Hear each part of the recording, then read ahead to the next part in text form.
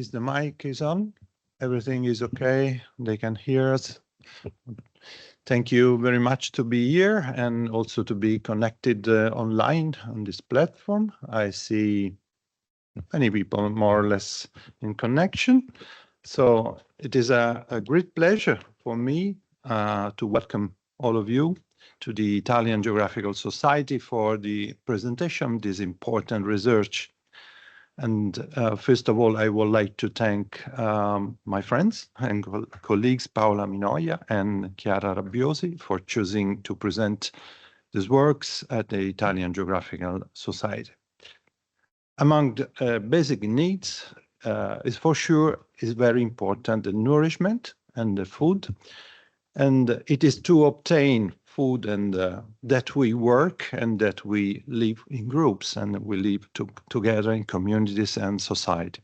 This is why human beings live in society, and experiences that have been studied therefore help us understand not only how people work, but also how those whom the study was conducted live and care for themselves and others. It's often said in connection with logic of supporting population and providing aid that the best thing to do is teach people how to fish rather than give them fish.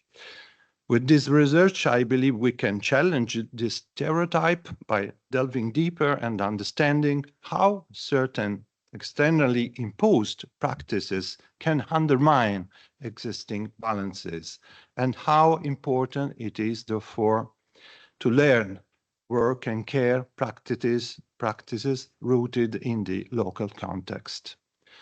Nearly 150 years ago, the Geographical Society was founded to bring knowledge of the world to Italy through description written by travelers and explorers.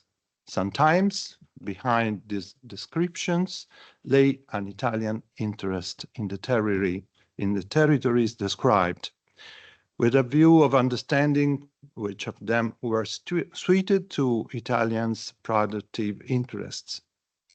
What could we do with those territories and their resources? This was one of the unspoken questions.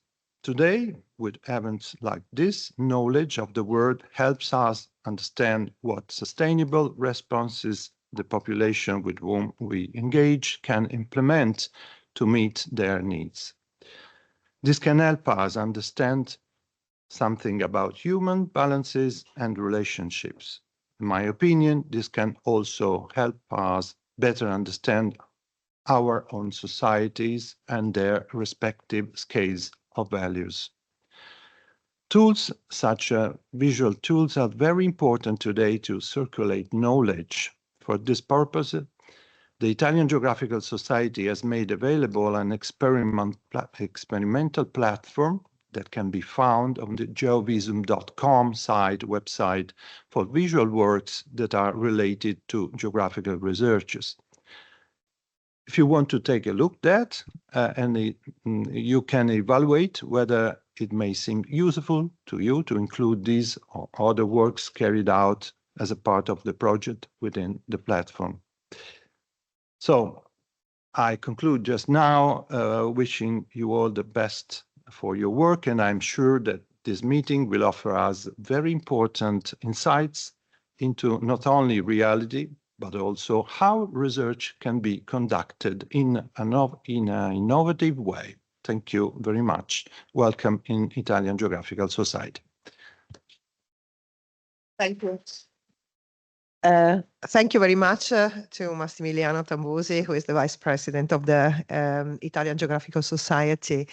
I'm Paola Minoia, and thank you very much for coming here and to be online.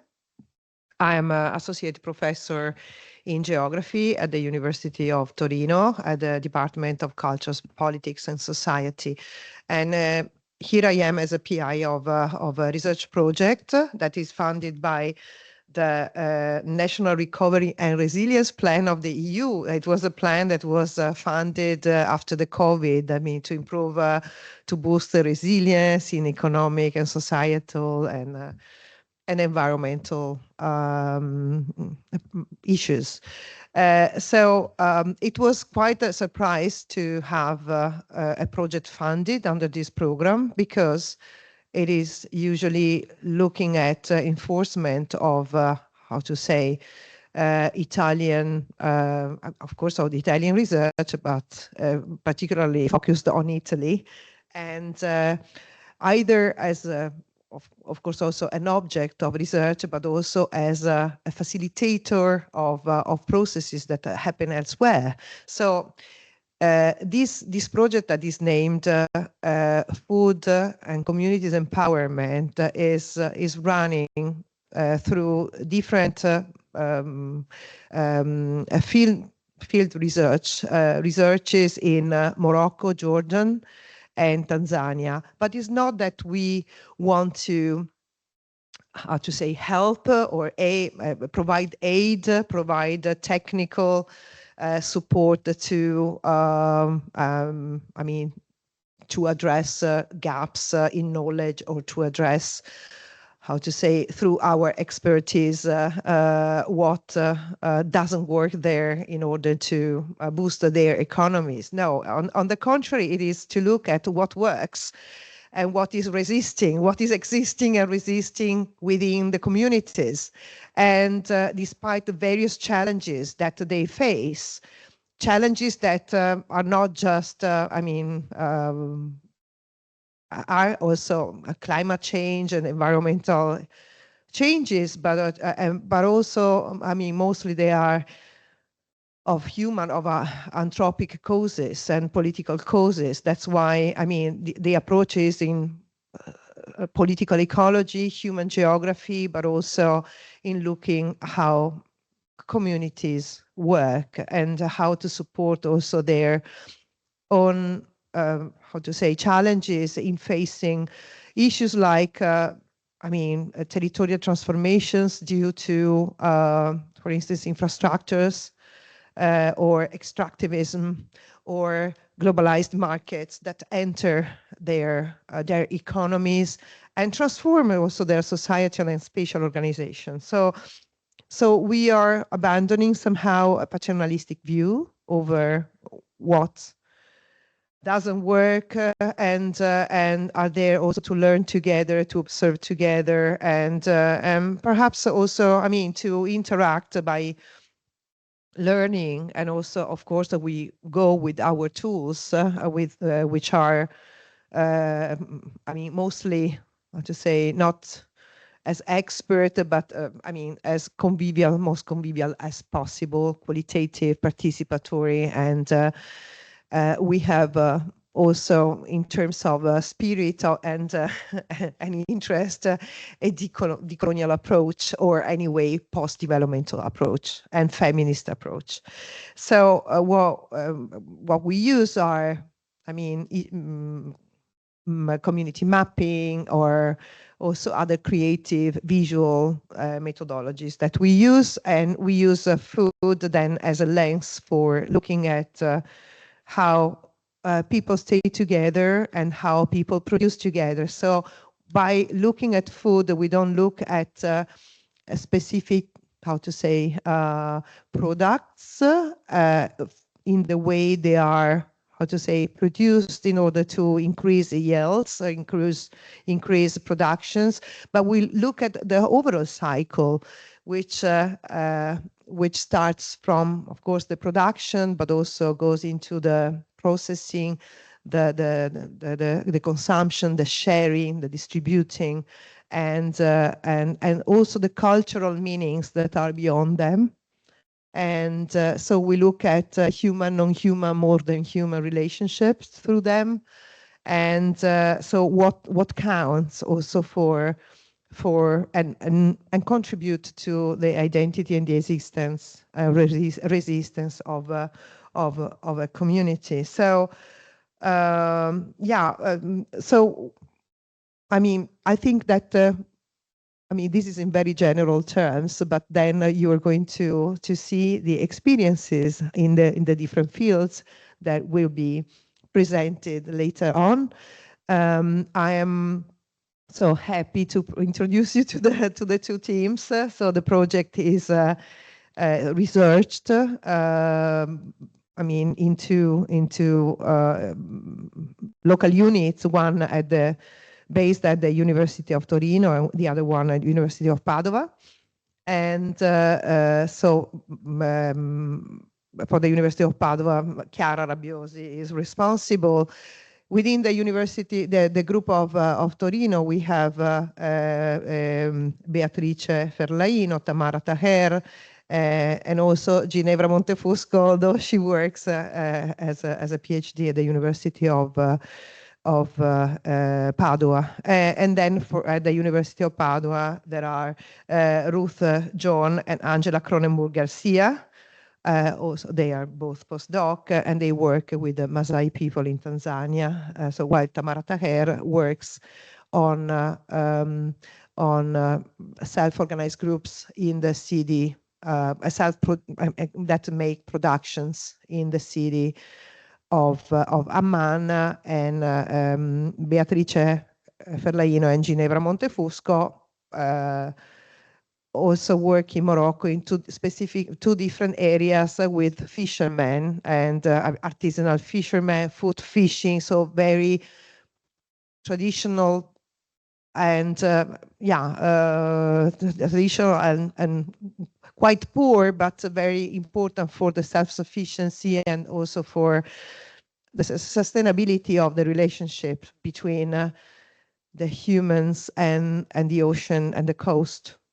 So so in this term, normally when we speak about food productions, we look at agroecology, but especially on agriculture. In this case, we also go beyond that, and we look at alternative productions, which are also so important in the Mediterranean Sea, and and also in urban areas which are more and more occupied by the urban sprawl.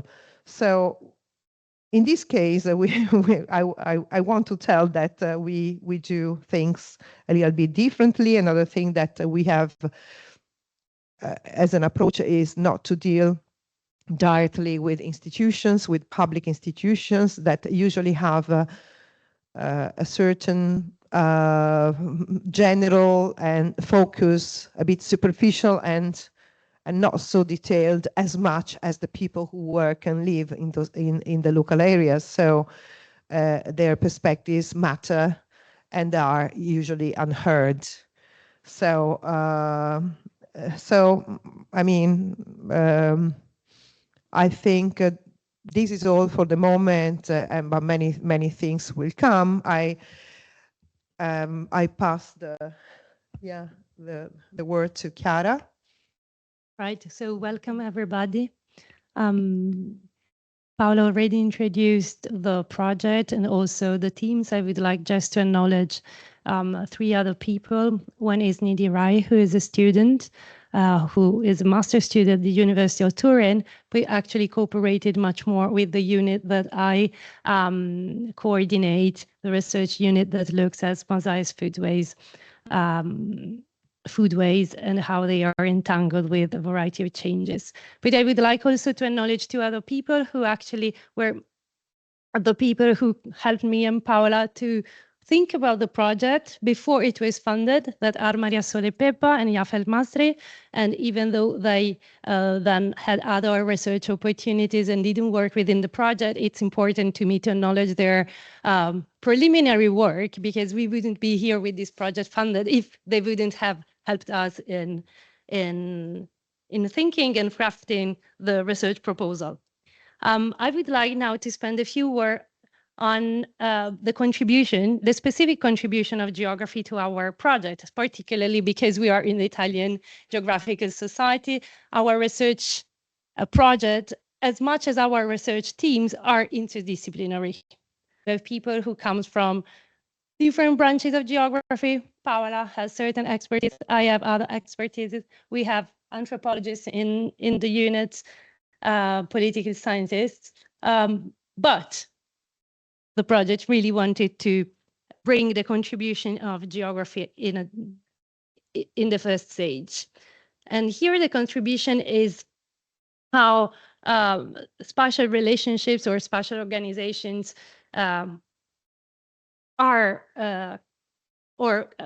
comes together around food, but also processes of the structuring and above all resistance in relation, for instance, to land or the sea, as we have explored through the project. So if on one side there is nothing more geographical than food, because the active nourishment connects people to ecosystems in all their complexity, we knew that there was also a richer way to understand it. And we tried to consider how food systems emerge from the social, political, economical, environmental, and cultural relations that are built and intersected across different temporalities, but also scales. So even though we gave a lot of importance to localized fieldwork, this didn't mean that we didn't look also to other scales. Indeed, food and space are mutually constructed, and the way in which food is produced, processed, distributed, and consumed are closely linked to the geographical specificities of places and ecosystems. At the same time, food creates new geographies through its mobility, which is another aspect that in some field works, and you will hear directly from the people who work on them, has been a very important dimension. Through this way, food re-signifies territories and landscapes, sometimes reinforcing specific spatial relations and identities, sometimes transforming them. So this perspective highlights how food shapes individual and collective experience in both material and symbolic way. Indeed, food is material. I think that through the pictures, through the photos and the videos, you will have a material perspective sometimes. And in its materiality, it can be a contested resource, deeply connected to productive and reproductive labor. And in some of our fieldwork, we try to focus reproductive labor as well. And the universal need for subsistence, for being alive. But at the same time, it is semiotic. It is a career of cultural meanings. And it influences the sense of place, conveys narratives that construct identities, communities, and even politics. And here geography helps us understand how food practices shape and are shaped by space. It's something that we continuously repeat, how people organize their lives, economies, and communities around food. But it also helps us see where these structures break down, or the frictions and fractions that are connected with food. And in those friction or fractions, how resistance emerges, even though that resistance is not necessary or not always organized in social movements. It can be, which sometimes, as Ginevra taught me, sometimes it's just a way of resisting while existing.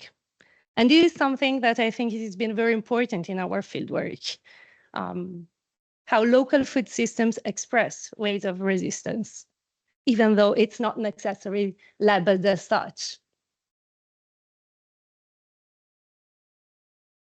So local economies and local food systems sometimes express what here in Italy we would label alternative food networks, but they are always in relation to something else. Sometimes they are so in relation with the influence that the agribusiness is moving forward in certain areas, I think, for instance, in Tanzania, but it can be also in relationship with political models that are gaining momentum and that indirectly have also effects on the food systems. So indeed, alternative food systems can be understood not only in terms of access to sufficient, safe, and nutritious food for all, which indeed is something important, that probably it was what the research funding line that we were funded wanted to push us to inquire. But it's also it also forms of patterns of resistance grounded in relational, informal, and cultural practices of production, distribution, consumption, and sharing. And that's why food is so much a political object. And indeed, as Paula already mentioned, production is not just about cultivating crops. There is a huge accent in food security literature on agriculture. And indeed, that's important. But it's not just that. It's not just cultivating crops or raising animals. It's also transforming raw materials into something that is shared, meaningful. So in this sense, indigenous knowledge can be very important because it brings forms of food that can be accepted, that can be understood by local communities. And sharing food in particular can become a political act. It can reinforce or challenge existing power relations within communities. And this has been explored, I think, in the Sidi Bunar case, in Amman in Jordanian, and in the Mazais communities across Tanzania and Kenya.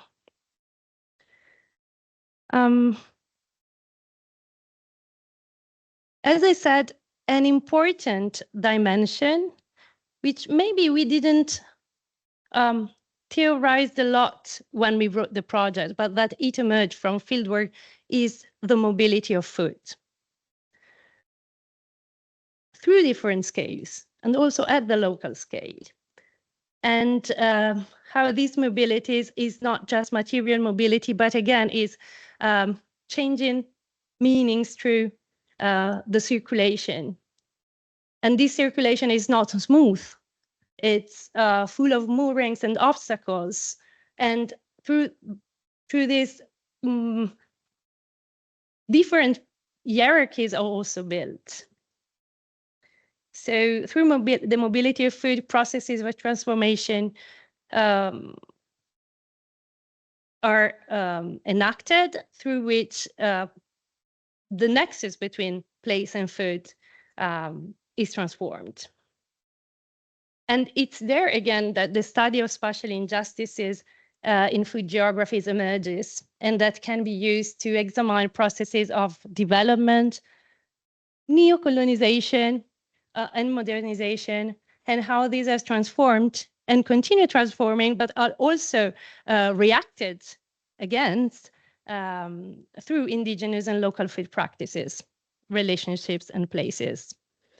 And in this sense, our interest in the pluriversality of food emerges as a way to both trace capitalist and colonial pressures acting on food systems, but also the reaction. I'm trying to check what Paula already touched upon. So I want to then also say something on the methodology that has been introduced by Paula. When we first wrote this project, we really had the intention to adopt creative methods and to move towards a transformative potential in research methodology. However, when the research project really started and it was enacted on the ground, and that always happens in research projects, but I think that it's something that it's important to be continuously repeated. We had to adapt to the context encountered. So in some cases, this meant simply observing the creative methods that the communities were already trying to experiment. And I think that, for instance, the Amman case is a case in point with this regard. So it was also saying, okay, we can enact creative methods, but let's not become imposing through creative methods, or think about what a creative method means in the different contexts. So it was also a way to decenter ourselves and our idea of setting up methodologies that were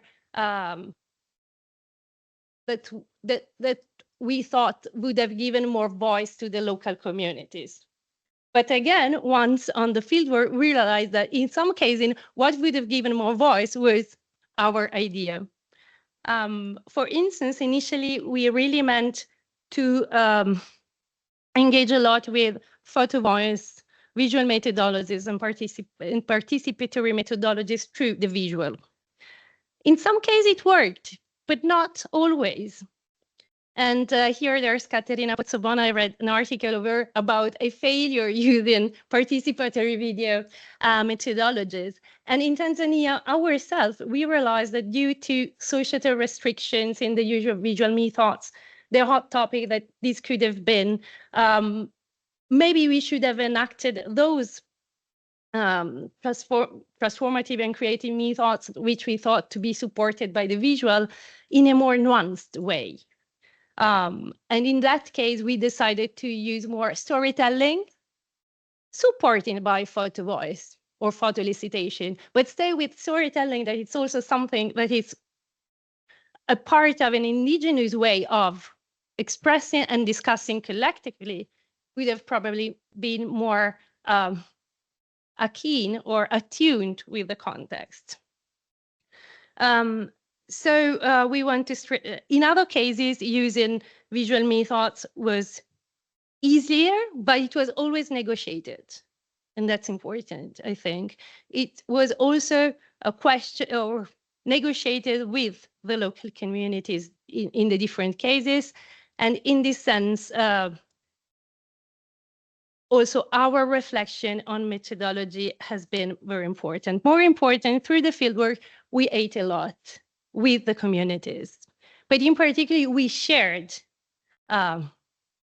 everything that is around food. And we also questioned how we could have contributed to all these means, or what was our role there. So this is just to say that we question the issue of participation and the power relations of participatory action. And in any case, we realized that we could not but follow the pace and practices of the communities that we were doing research with as co-learners, as knowledge co-producers, and interlocutors involved in places where that were somebody else's places. So maybe I will stop it here, knowing that now we will give the floor to the different researchers involved, and also that in the other room there is a photo exhibition, and you will see also some videos from the research. So all the things that we have said will come a bit more alive through words, images, and moving images later on in the day. Thank you. Thank you very much, Chiara. So something that I would like to add is the question of who, when we do participatory research, we always think, okay, who from the local communities can participate in our research? We had quite the contrary. So we were asking to participate in their practices. So who participates in what projects and in what processes and what, spaces. So what we were also doing, for instance, when we were together in southern Morocco, was to participate also in the food making. So we were, so these creative or very, very natural ways to research was a natural ways to be together and to make food together and to participate then in the festivals or other, that's why we can call it really convivial methodologies, convivial participatory methods.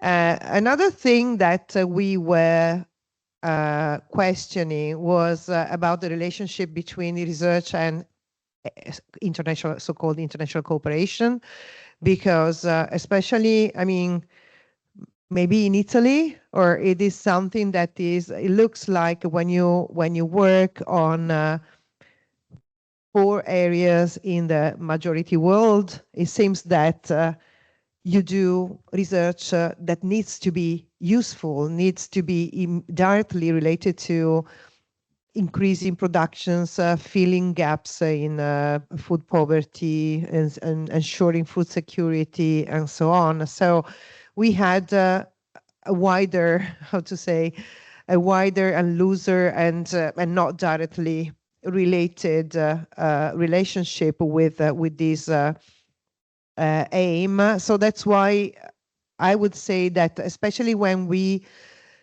were in situations with other so-called experts that were directly thinking, okay, so what solutions can I provide?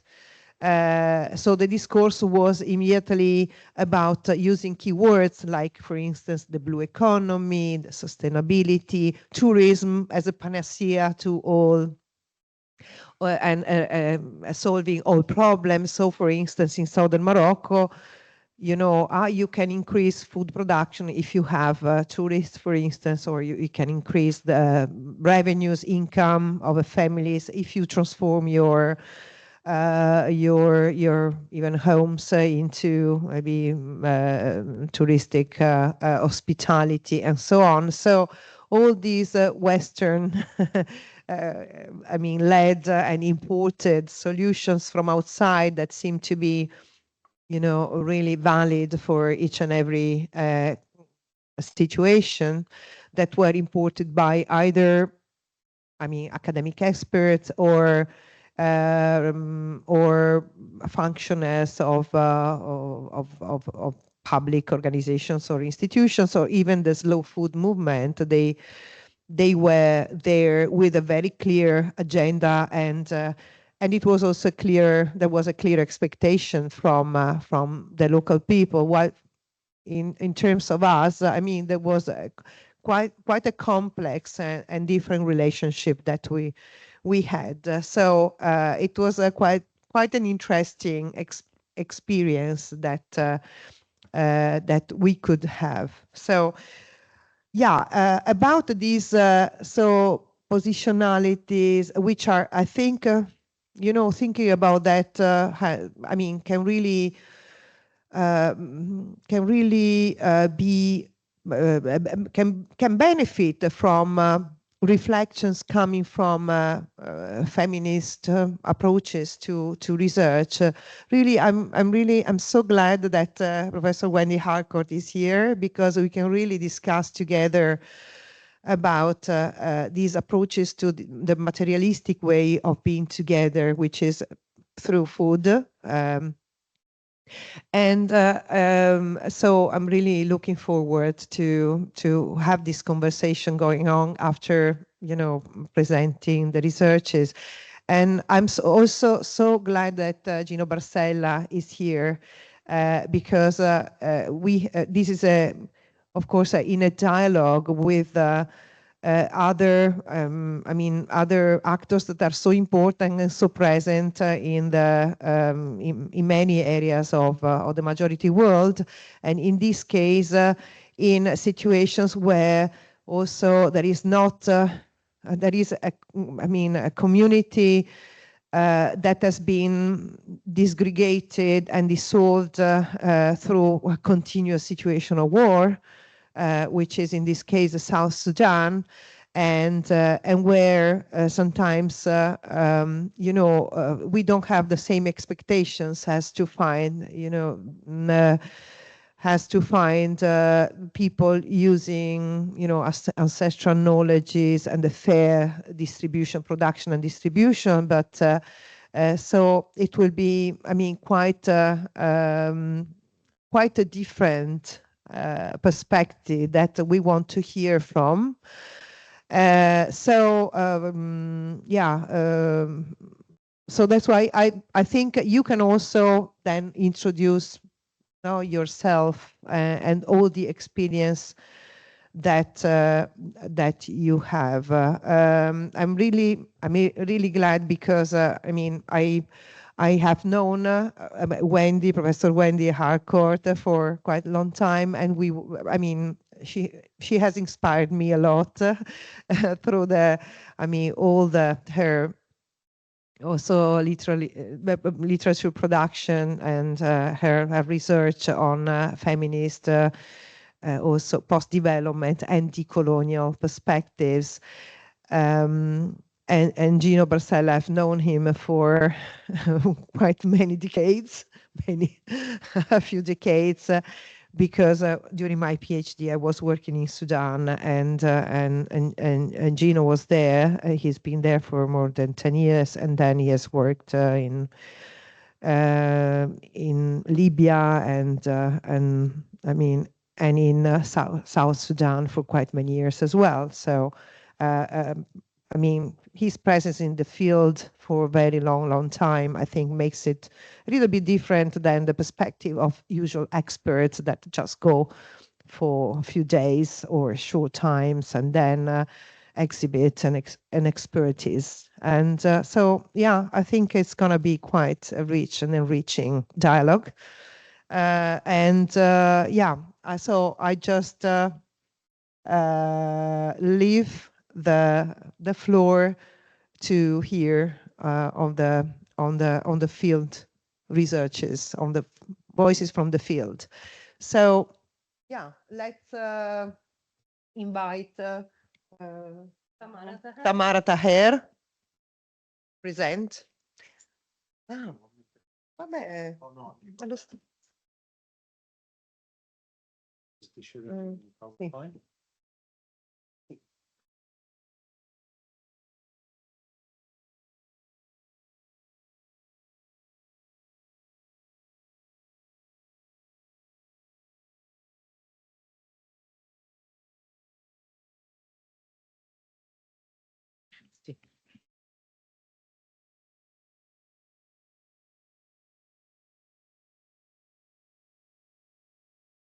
Okay, while we start to have the preparation, I just wanted to tell you that the screening that you were visualizing before was, I mean, the first page of our web page. So we have this website, foce.unito.it, where you can find updates about, I mean, a bit of explanation about the project, updates, reflections, also methodological reflections from what happens in the field. So yeah, if you're interested, have a look. Thank you, Tamara. Good morning, everyone. Thank you, Chiara and Paola, for introducing the overall project. You did already mention some points that I will, I hope to recall in my presentation. I would start specifically from the question of methodology and the choice of the field and why I carried out research in Amman. As Chiara mentioned earlier, this project was written and designed for before our involvement or the involvement of all the postdoc researchers in the project. So initially it was designed for two contexts, Lebanon and Tanzania. But the start of the project, the temporal, I'm particularly interested in pointing to the temporal framework of the research and when we carried it out, which was a few months after the beginning of the genocide in the Gaza Strip and the following violence, all the violence that came with that, but also the repercussions of what was happening in Palestine on the entire MENA region. This and other aspects were evaluated and taken into consideration to think of where it was actually possible to carry out research about food and community. This was one relevant aspect, the fact that Lebanon itself was a context that was deeply involved in the events, in the ongoing events in the entire region. But another and more important issue for me personally, which led us to rethink what fields we could involve in this research on food and community, was the fact that On one hand, there is little research on like critical research on geography, on this geography of cities, specifically in Amman, in Jordan, on the context of Jordan. On the other hand, there is the fact that I am part of that context. I am of mixed origins, and I've lived in many contexts, but Jordan and Amman specifically is a context where I have lived many years, where I am based in the present. And this was a very significant aspect and part of my choice to carry out research in this place, specifically because it is connected. It is an epistemological and methodological question for me of where and how we decide to do research, and how we carry out that research, how we build our questions, how we build our field and relate to it, and how do we also not simply give back our knowledge, but make our knowledge part of that context where we carry out research. So the choice of doing this, of carrying my part of research in Amman was really, it had many scales and levels. It included a personal involvement in the context, and on the other hand, the question of the regional events and the disciplinary attention, like the lack of disciplinary production in the social sciences, in geography, on food and the city, food and space in Jordan, and specifically in the city of Amman. I point to this also because, of course, I couldn't, I carried out research in a specific space in Amman, which is the western side of the city, and I will be explaining a little more in detail how this entails differences in terms of not being representative of the entire city, of the entire dynamics of the city of Amman. So today I'd like to bring to our discussion two parts of the research. The first part of the research tried to explore the relationship between the transformations of the city in terms of space, ecological transformations, economic and political transformations across decades, and how these transformations affected the space of the city, the space of Amman.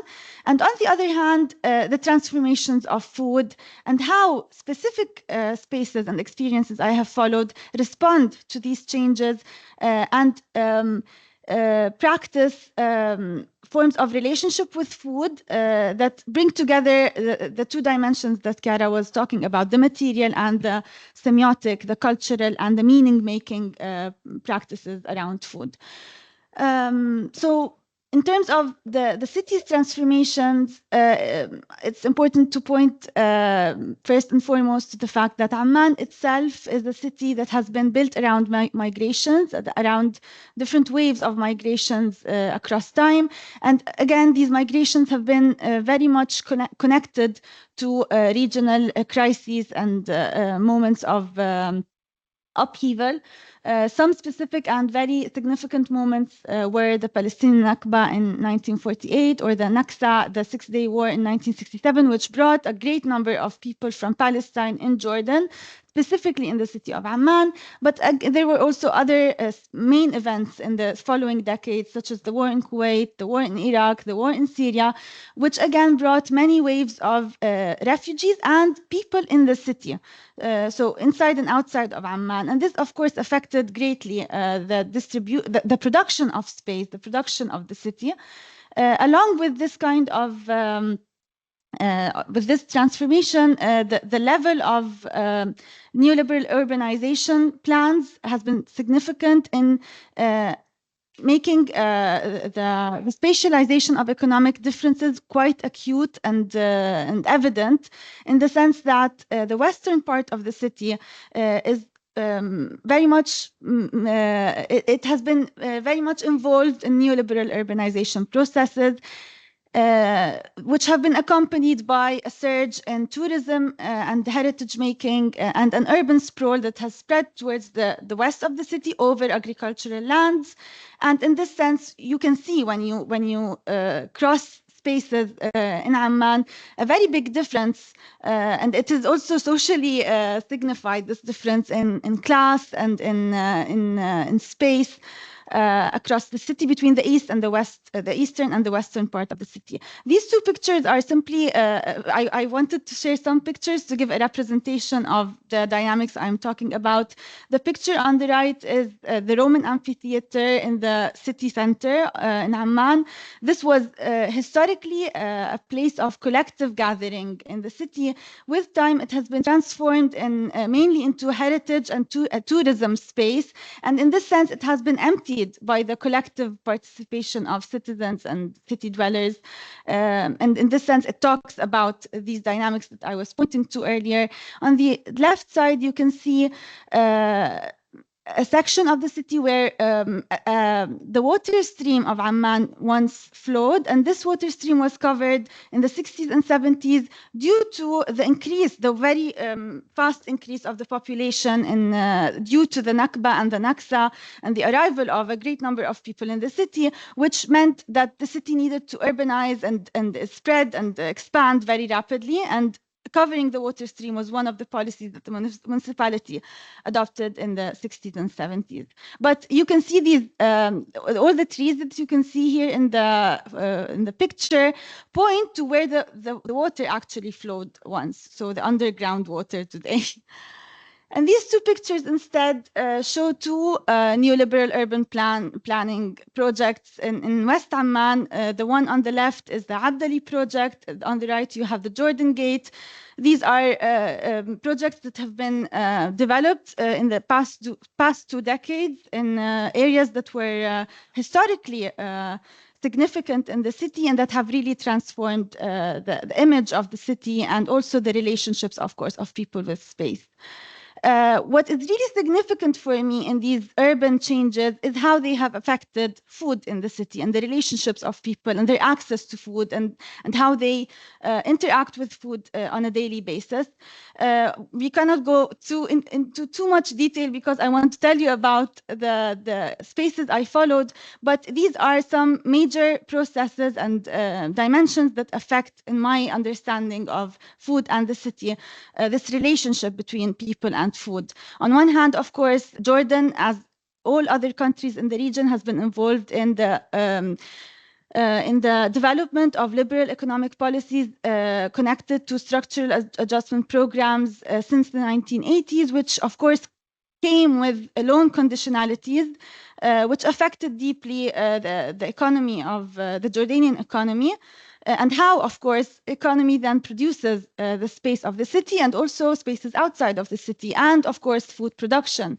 Another really major dimension is the impact of international aid and development on Jordanian economy and also Jordanian civil society, which has been really flooded with international aid in the past decades, specifically with US aid, which was recently cut with the Trump administration. And this, on the other hand, has had a great effect on Jordanian civil society and economy. On the other hand, settler colonialism and imperialism in the region. While we, of course, speak of settler colonialism specifically in terms of its effect and production in Palestine, it does have effects on also the access of Jordan and other neighboring countries to their own natural resources. In the case of Jordan, settler colonialism in Palestine greatly and deeply affects natural resources such as water, gas, and even the possibility of engaging into and developing renewable energy projects. And all of this, in my understanding, and of course the genocide in Gaza, where food has been weaponized deeply and greatly, and this, of course, has come to the attention of people greatly in the past 2 years. In my understanding of these interactions and transformations of the city, I believe that the spread of capitalist food consumption spaces such as shopping malls, food delivery services, supermarkets, and so on, has deeply changed the relationship of people with food inside Amman. And of course, this is the space that I have engaged with. It's not representative of everything or all the country, but it is telling of global dynamics that we can observe also in other spaces and places. In terms of the Gaza genocide, boycott practices, and again, the question is how people related to food in this period of time. In these past 2 years, in which I carried out research, boycott practices have become really spread and central in the understanding of people, of the relationship, social, political, cultural with food. So the idea of boycotting international food chains, international supermarkets, and so on, really became central in how people understood their resistance practices inside the city in relationship to food. This picture is really telling, and it helps us go into the second part of the research because it shows one of the initiatives and projects that I have followed. Their name is Al-Baraka Wheat. They work on producing baladi flour, local wheat, local flour. And one of the activities that they carry out is the collective harvest of wheat inside the city in one land that they choose each year. And this is in 2022. They chose a land in front of one of the very big malls in Amman, City Mall.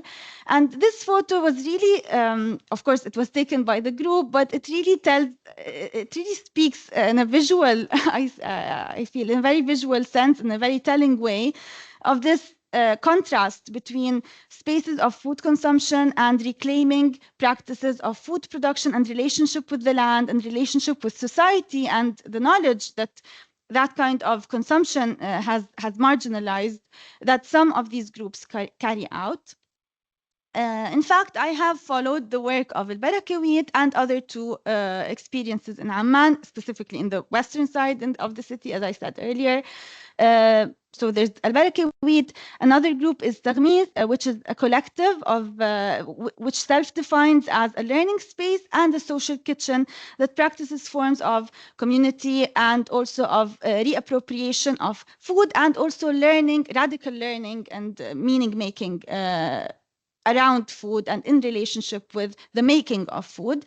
And the third experience is Farfahina, which is a workshop that again brings people together to relearn conservation practices, food conservation practices that are usually named Muna.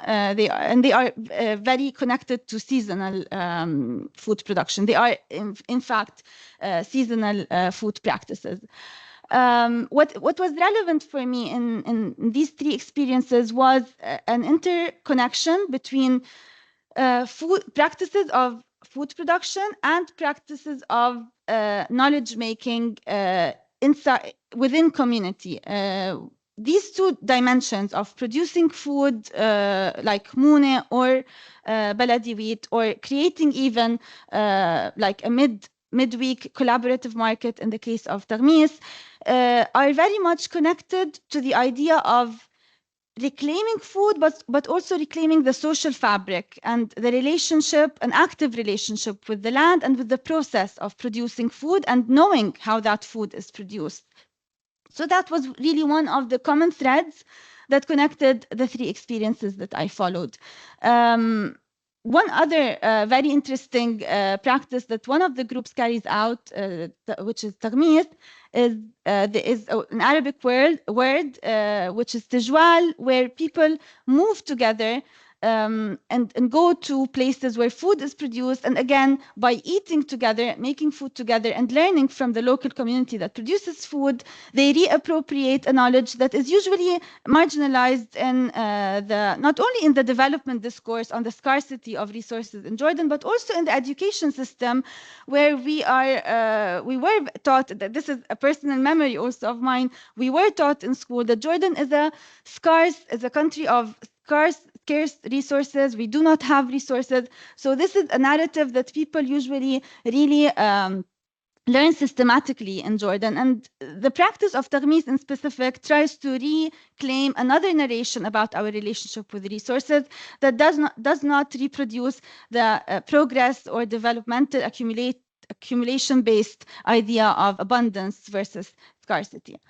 I tried in my research work to map out all of these experiences. Again, the question of methodology was really important in the sense that I did not want to impose my own idea of bringing in these people into my research. So what I did was following their own work and being involved in their own spaces, doing things with them, producing the food, being in the market, being in the collective harvest, and so on.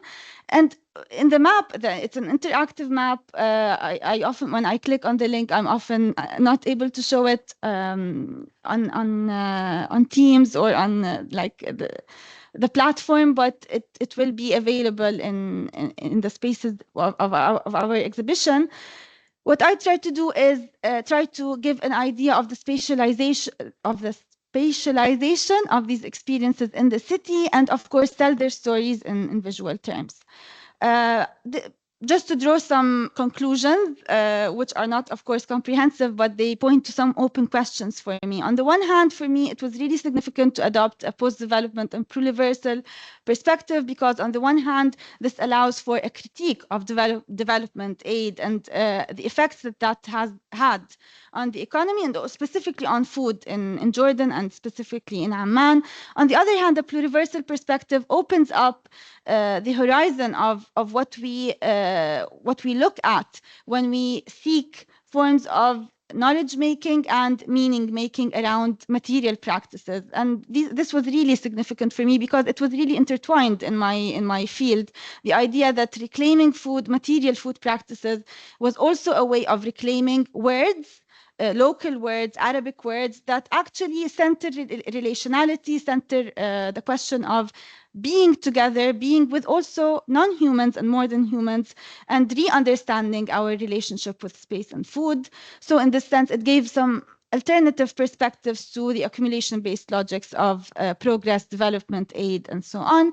And in this sense, it aligns a lot with the with the debate in post-development theory on the plastic language of development. I'm almost done. I only have to. Thank you.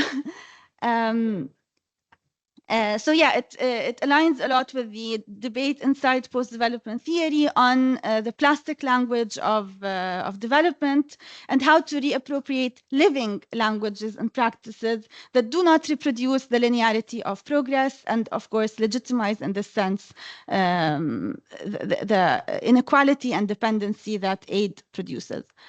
Finally, I don't know why it's not. Oh. Yeah, I also have some open questions and things I think are really significant also in relation to the experiences I followed. Because again, the question of socioeconomic differences and was really significant also in these spaces that attempt to find alternative practices, to practice alternative ways of relating to food. Because in many of these cases, of course, participating in these activities had a cost, and it wasn't an accessible one for everyone. So this has made me, or has brought me to think a lot about how we can make, how can these groups make their own activities more accessible and more transversal in the sense of who is included and who is able to be inside of these practices and be present in them. But on the other hand, again, there's the question of fragmentation. So how can we think of ways? This has, like, these initiatives and these experiences have really invited the question of how can we think of long-term strategies that can really and effectively counter development, foreign funding, aid, and support food sovereignty and the wider reappropriation of these knowledges and practices that I have found in these specific experiences. So how can that kind of work be supported and made stronger in time, and also in terms of inclusion of people in the city and spaces in the city? Thank you. And I'm. Thank you so much, Tamara Taher. And so we go a bit fast with the next presentation by Beatrice Ferlaino, who's working in southern Morocco, in Souss Massa region, along the coast. It's a small village named Sidi Bounoir.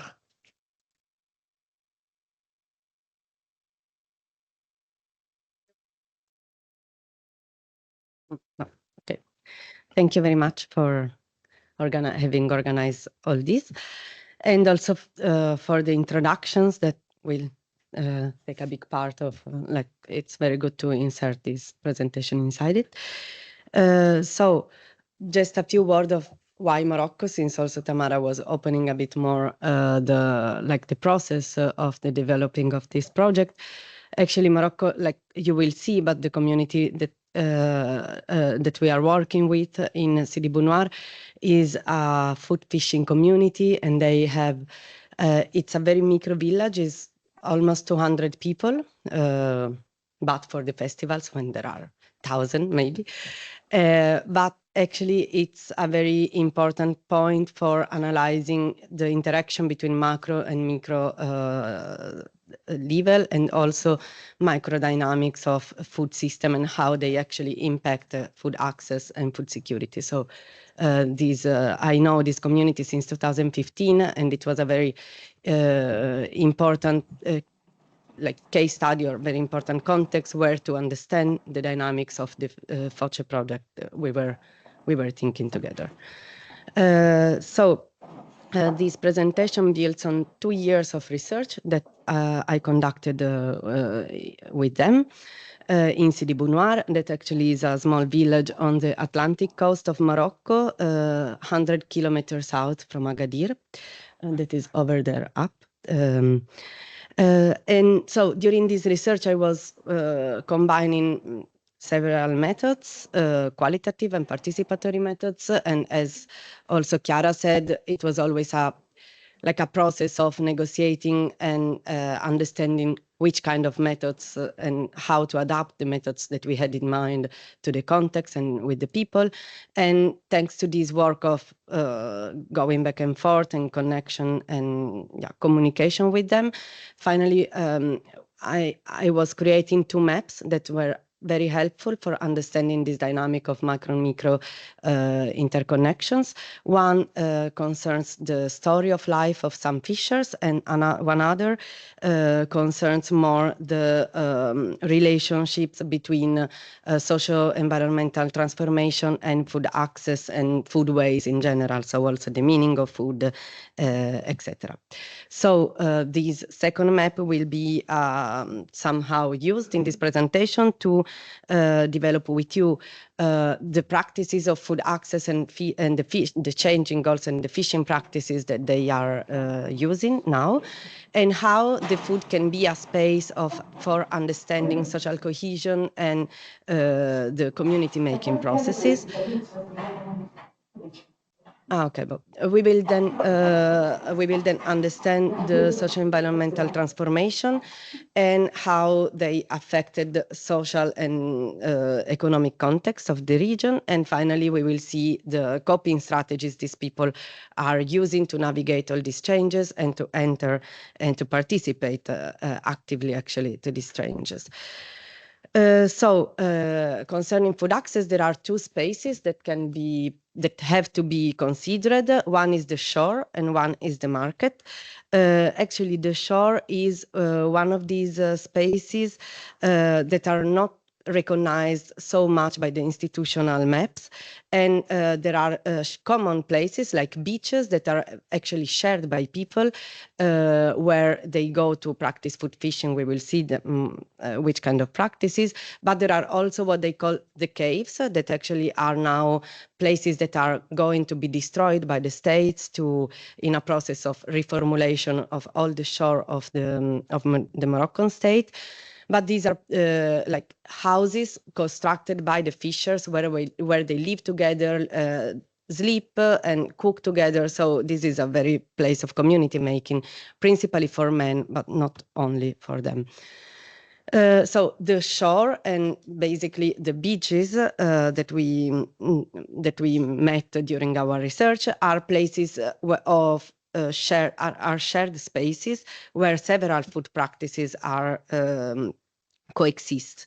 So you have artisanal boats fishing that work sometimes together, sometimes in contrast with road fishers that are also fishing fish, what we say fish, but then there are all the food fishers that are, for example, hunting octopuses or harvesting shellfish, and this is a very big part of food system, local food system, and of food access and food sovereignty.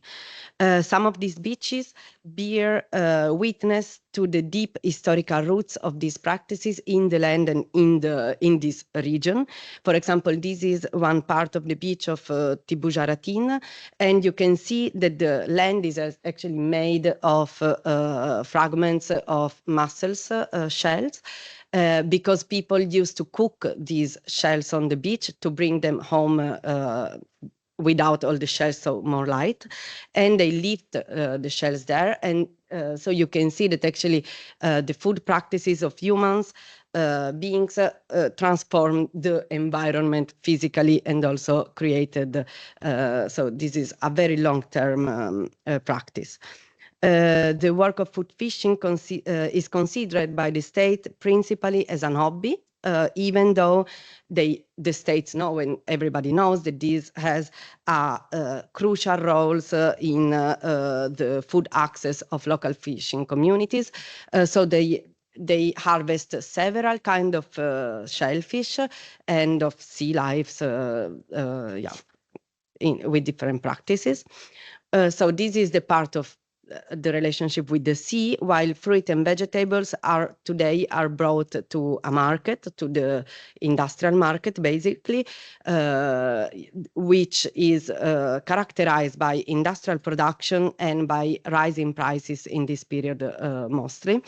And this actually is part of this socio-environmental transformation that can also bring us to a bigger scale, because actually, for example, agriculture is one of these very big transformation that happened in the region. Not even 10 years ago, everybody there was practicing subsistence agriculture. Fishing, agriculture, and breeding was a combined, were combined in the food system, local food system.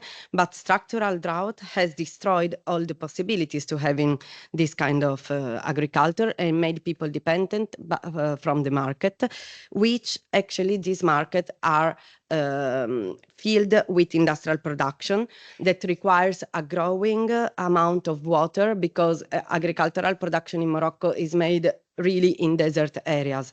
So the water supply and the water need is very high, and this created another change on the shore and on the sea, which is brought by the desalination processes and the desalination stations.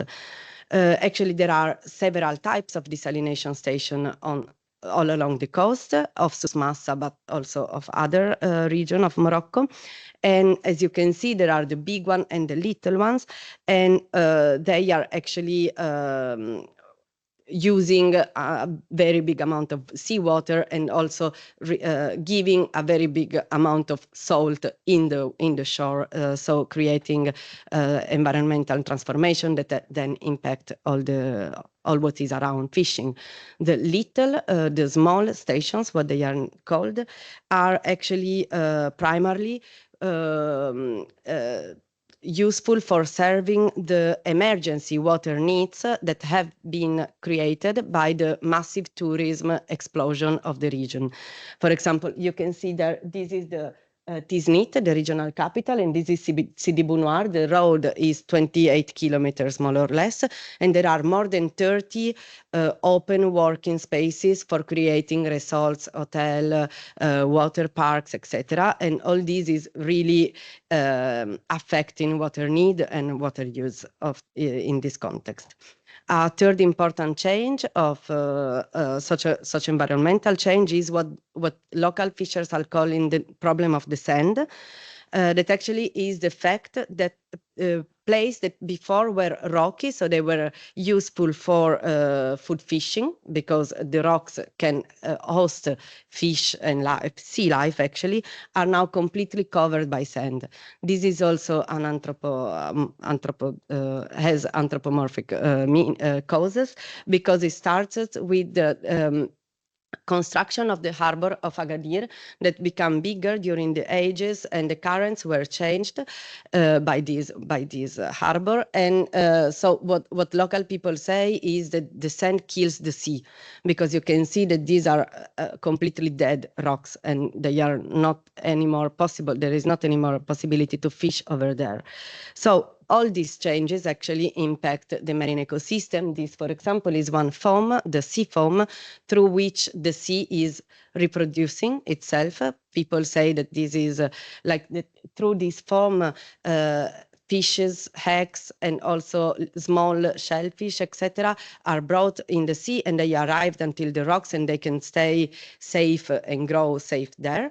But while 5 years ago, this foam existed 3 times per year, now it's very rare to see it. And when people see it, they are extremely happy, and is a very big party for them.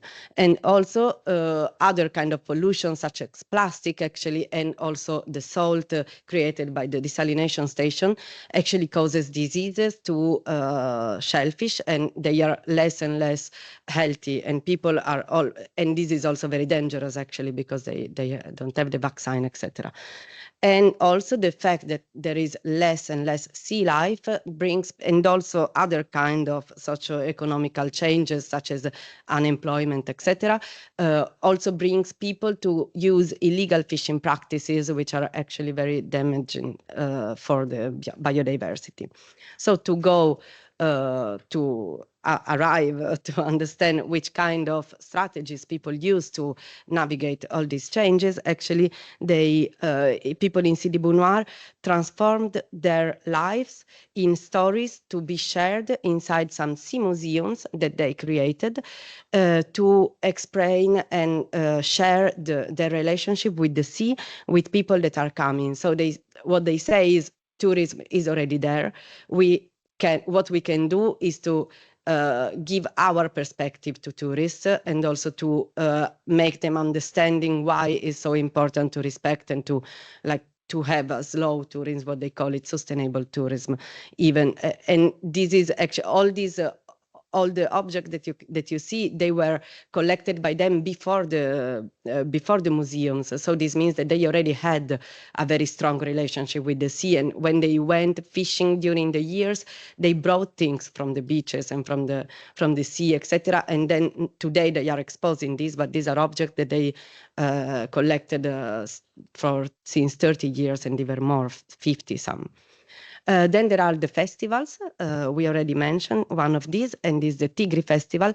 These are moments for the community of Sidi Bou Noir to valorize and to again express and be visible to the local community.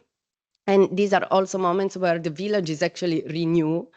So they are building the village new, etc., to be able to reach the foreign eye gaze, and to present practices, etc., to be valorized by these kind of festivals.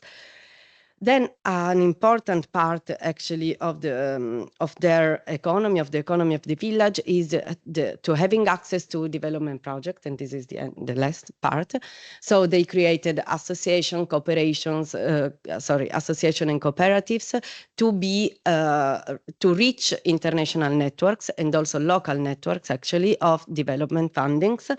But what I found most interesting is to see how some categories, such as women or fishers, were being adopted by the community to become intelligible and to become understandable for external funders.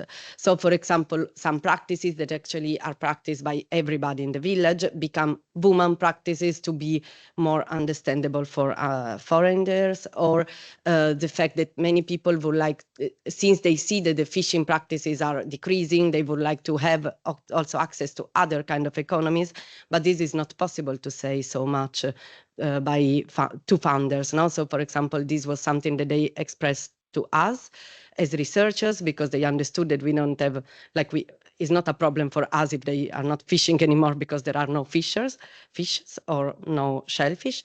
But for them, also the idea of being always seen as fishers is something that is heavy for them, because they are not only these, and the access to the shore is more and more complex. But anyway, this is one category that is very helpful for them to be understandable.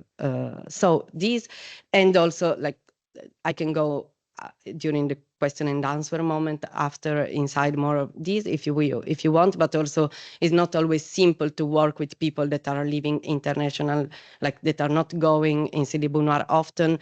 You need mutual trust to work together, and for example with associations such as Slow Food, there were many problems of understanding each other because of a mutual trust that break. So actually, the last part that I wanted to say is that as for us also, but there is very visible, to be a community and to be like very, very close together and to work together is already one way for maintaining and creating alternatives to industrial food system and to all the changes that are affecting the region. And well, I'm sorry, I had a video. Thank you.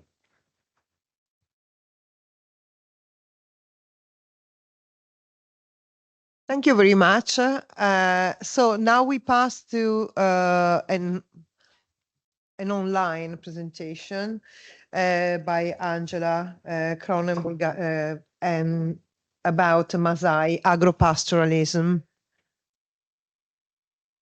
Thank you, Chiara, for connecting.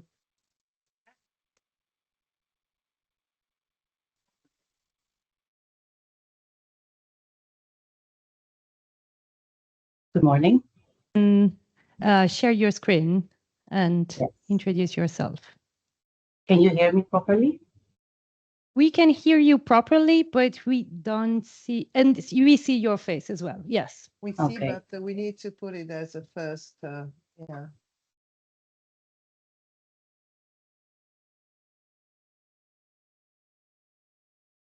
Okay, Angela, the floor is to you. Okay, can you see the full screen? Yes, we see it perfectly. Thank you. Okay. All right. Well, good morning, everyone. My name is Angela Cronenberg Garcia, and I will be presenting on behalf of the Tanzania team, which is composed by Dr. Ruth Weri-Mujon and Professor Chiara Rabbiosi. And the work that I will present here is based on research conducted with Ruth, Chiara, Nidi, and myself among the Maasai, which are known as a pastoral community, but that nowadays actually combine livestock keeping with farming. And we did research in 2 places of Maasai land. You can see them on the map. Some of the field work was individual and some of it was collective. And it was also at different periods of time during this year and last year. Most of the research was done in Terrat, a place about 80 kilometers to the south of the city of Arusha in northern Tanzania. And in Kenya, fieldwork was conducted in an area called Loita. I want to stress here that what I am presenting are preliminary findings because the last bit of fieldwork was only carried out in July this year, and we're still organizing our field notes and thinking about the information we got. And also I wanted to say that I joined this project halfway, so that also explains the preliminary finding and the work in progress. So the larger project in Tanzania focused on Maasai foodways, on change and care. But in this presentation, I will focus on milk specifically. I don't want to go too much into the theoretical framing, but just to say that this research is influenced by political ecology, which looks at issues of access and control of resources, and which is a field that I am familiar with. And also posthumanism, which focuses on relationships and entanglements between humans, non-humans, and more than humans. And this is an approach that is pretty new to me. But before we go to the research question, I wanted to explain why milk.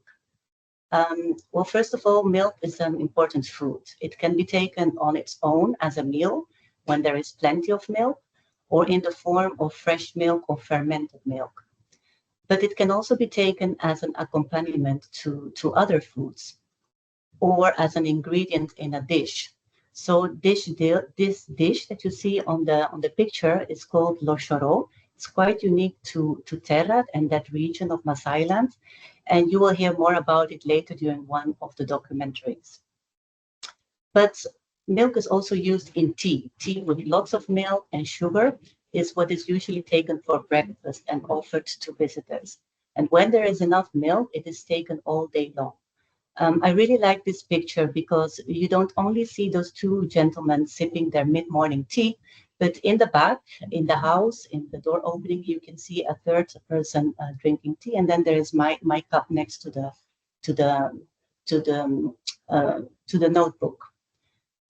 It is important to remember that as a pastoral community, the Maasai main foods and often also their preferred foods come from their livestock, and milk along with meat and blood is one of them.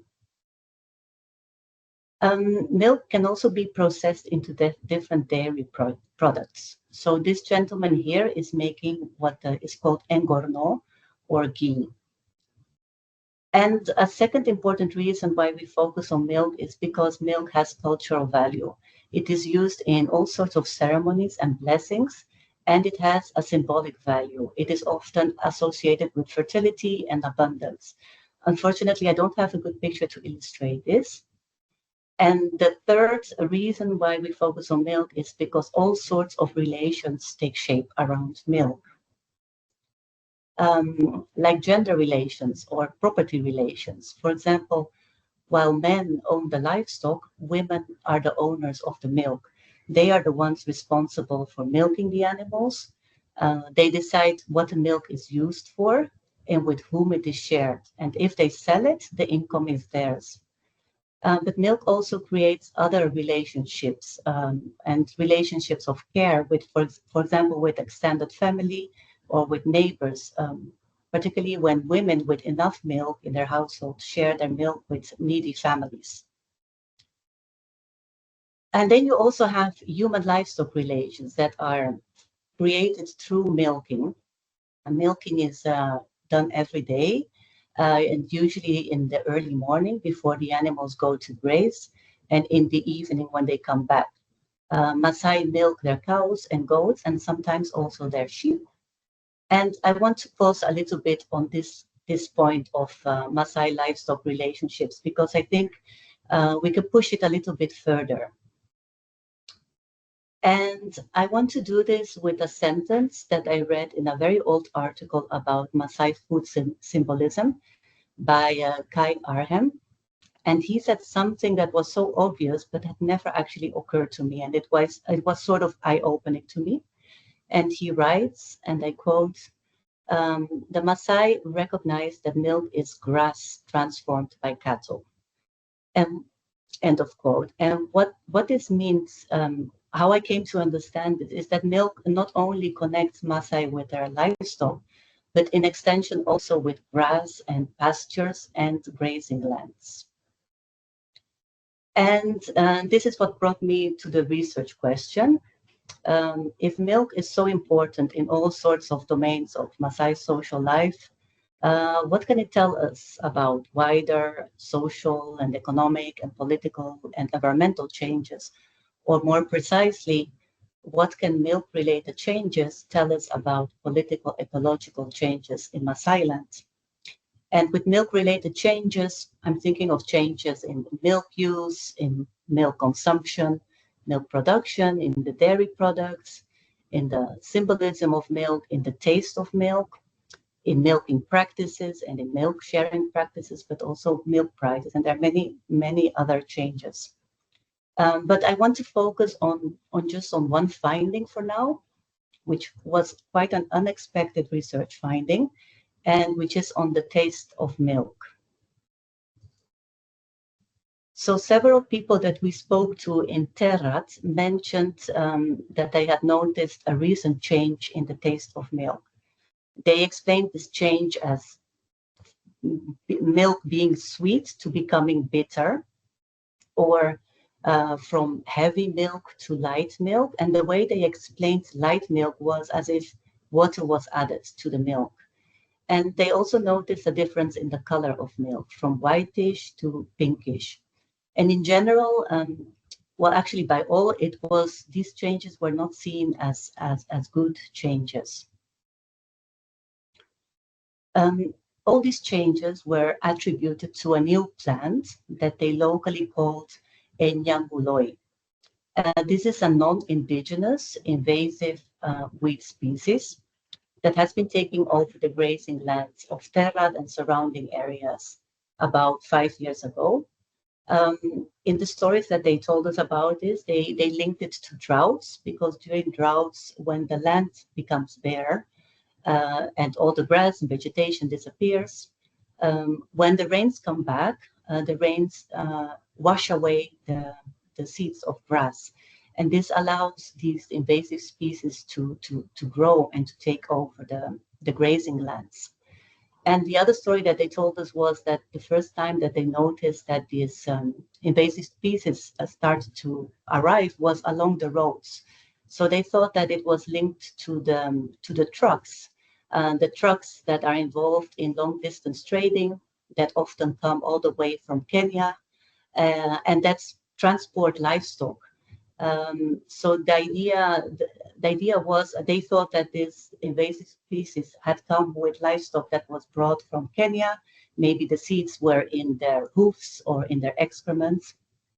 But in Kenya, it's also a non-indigenous plant. And actually, people would say that it's a species that came all the way from Canada through the feed that it was given to the animals. People would explain this plant in Enyanguloi, would describe it as a plant that kills grasses. So it was affecting the quality of the grazing lands. And it was also said that it dries the cow, meaning that if cows would eat from it, they would produce less milk. This is a picture showing these goats eating Enyanguloi. You can see that this whole area is covered with this invasive species.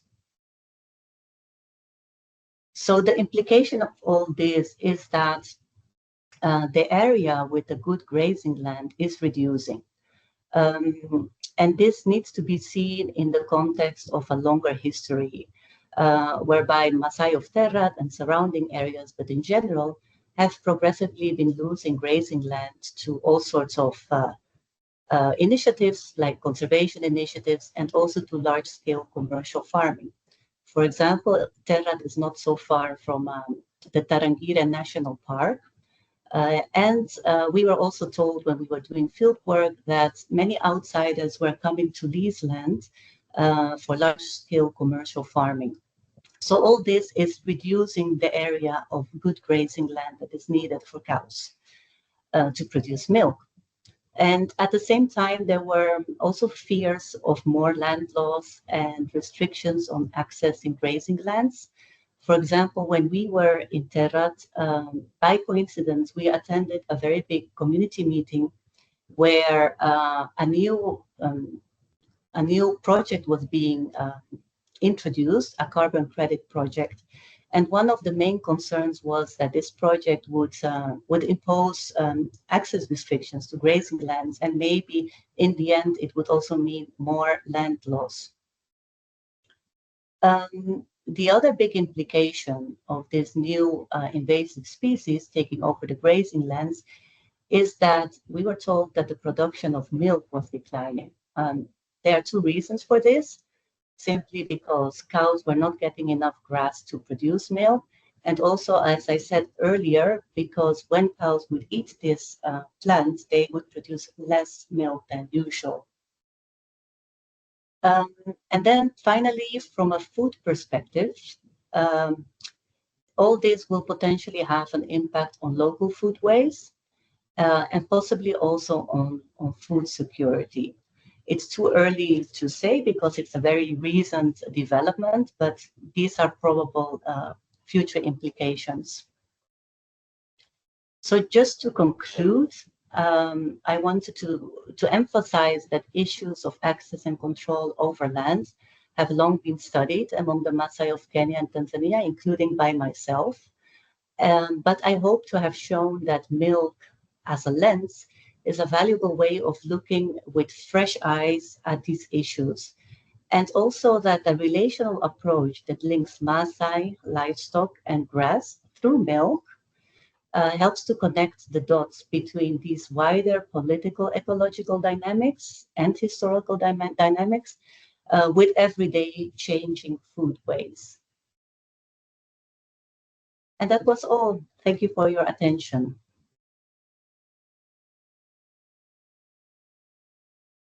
Thank you very much, Angela. I think that we are good in terms of timing because 10:45 and we deserved a little bit of time just to have a little break, but we could also use a few minutes if you have any question, if you want to add, have a comment.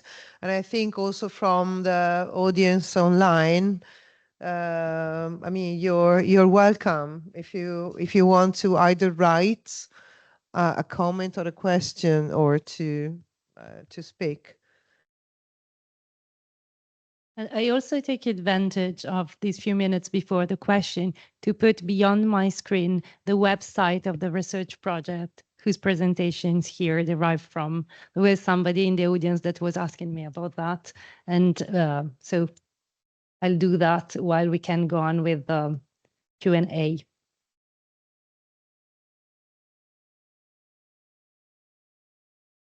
All right, so not this one. Sorry. Yeah, maybe if you can add the address of the website. And also in the chat, Yeah, I will also chat. do that. But at the same time, I saw that there was somebody who wants to pose a question. So Yeah. Please, can you come here and pose a question here? Gino, also the gentleman over there wanted to pose a question. Am I wrong? Non voleva porre una domanda? Ho visto io una mano alzata per sbaglio. Ok, prego. Tanto che io...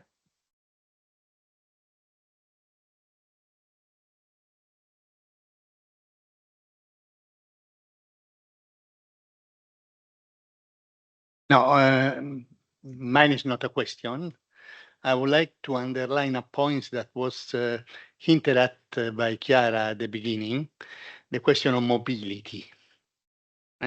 We did not speak much about that, but it will be a bit more stressed in my intervention.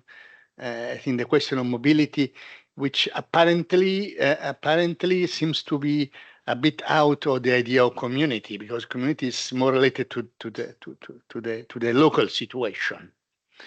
But okay, mobility I think is very important, and then it takes to reflect on it.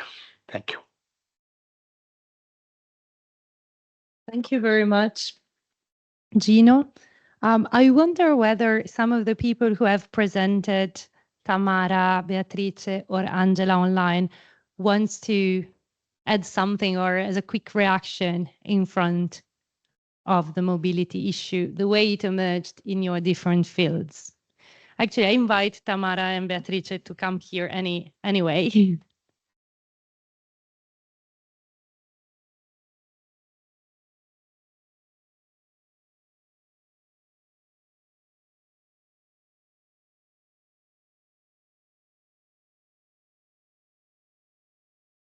Well, on my part, I would just point to the fact that, yes, I do agree that mobility was, in fact, present in the experiences I followed, both in terms of the movement of food and the movement of the people participating in these experiences. I did not have the chance to go too much into detail in the different practices they carried out, but as I mentioned, for example, in one of these learning experiences, there is the idea that movement is a way of learning and is a way of relating to the land. So, and it also points to those structural and material processes that I pointed to that affect the production of space and where food is produced and where it is consumed. So I totally agree that mobility is quite relevant. And in fact, on this idea that you mentioned on like the contrast that is usually put between the idea of mobility and the idea of community. In the team, we did actually reflect a lot on what do we mean by community? What is community? Because we are also aware that community is a concept that can also be mobilized in terms of closure instead of reflection on like the multiple ways of being together. So we actually saw how community in the different fields actually meant the different ways. It's not fixed. It's not a fixed configuration of people, but a way of bringing people together and spaces together and being together in specific times, in specific spaces or specific processes. Thank you. Thank you for the suggestion. And actually, I also agree that in Sidi Bounoir case, I think mobility comes from 2 points of view. On the one side, for example, the first map that I mentioned, the one of the story of life, it's very focused on mobility because many people went in Sahara, in Western Sahara or South Morocco to fish. And they created a very strong community of people from Sidi Bounoir that went there. And there is a very big connection between who is part of which kind of community of fishers and who practice which kind of practices. So going in Sahara, for example, is one of these practices, but also using like fishing with the boat. This is also a form of mobility because you go, no? So, and so on one side, mobility entered in the community construction, creating subgroups and different form of belonging. And this is one. And also, for example, the sea museums, they are extremely connected with all the experience of mobility because people during the 70 years that they were fishing, for example, they collected shells from this beach or this other beach and all the different kind of sands, etc. And then they brought it in the museum or at home, and then these houses became museums. And this is also super interesting to see how these little, like starting from one little house in Sidi Bounoir, you can actually, listening at the stories of things, you can actually travel a lot with the mind, no? So this is one thing. And the other part is all the desalination process connected with the industrial production is extremely connected with food mobility. For example, Morocco is the first exporter in Europe of tomatoes and of oranges, for example, that are produced in the region of Agadir, in the desert region of Agadir, watermelon, avocados, and also fish. For example, Italy is the first importer, globally is the first importer of fish from Morocco. And all this kind of like the role that Morocco has in the food, in the global food system is vital in this moment and is extremely important for all the foreign policy and the diplomatic policies that Morocco is constructed since 2014, both in Africa, in continental, and also regarding Europe. And this food mobility and the fact that food travels and the fact that Morocco can have this role because it can produce food some months, some weeks before it is possible to find it in Europe. So grapes or watermelon, etc., arrives from Morocco because it's warmer, no, and it can travel and arrive in Europe. And this actually is affecting the life of people that I'm studying with so much. And this is very much connected with the idea, with the fact that everything what we touch here, or at least most of, traveled a lot. So this is very, very important point. Yeah, Angela, you also want to add something regarding this?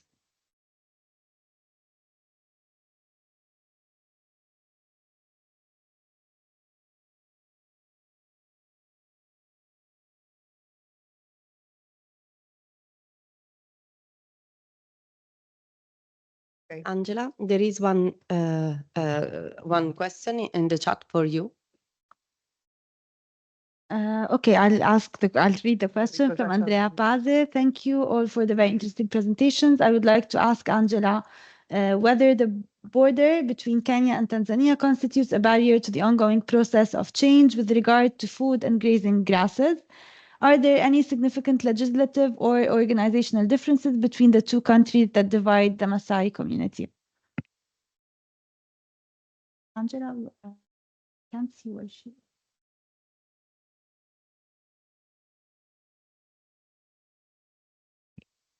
Can you hear now?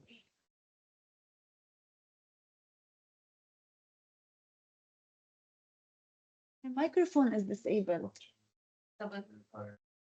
Hmm. You need to. Okay, we can go ahead. There is another question. Yes. She can't answer, so at the moment. So you can come here. Yes. Okay. Okay, well, I get a chance to speak later. But I really wanted to ask a couple of questions directly about the really interesting research that you've been speaking about, which I found very inspiring. Most of it, I was very interested in the concept of emotions and sense of loss or hope. So in a generic way, I was interested in how you're conducting this research, not only in relation to, let's say, all the changes, transformations as a sense of loss, but also maybe as a sense of possibility. So I saw some of that there. That's just a question I wanted to ask, if possible, all of you, just because I think politically we need to keep holding on to hope as well as sense of loss. If it's okay, Beatrice, I wanted to ask you a specific question because you started with this, and I really enjoyed your presentation very much, but you started with this sense of there was the shore and the market, but yet there's so much more, so many different places, spaces, and the scale of what you talked about, it seemed like that construction really missed out on many other places in which the relationships between the fisheries, the fish, the salination, all of these sorts of things. So I just wanted to ask you, why did you construct a shore market? Because that seemed to sort of miss what you then actually shared with us, which was far richer than that. Just it was a binary, which I wanted to question. Okay, thank you.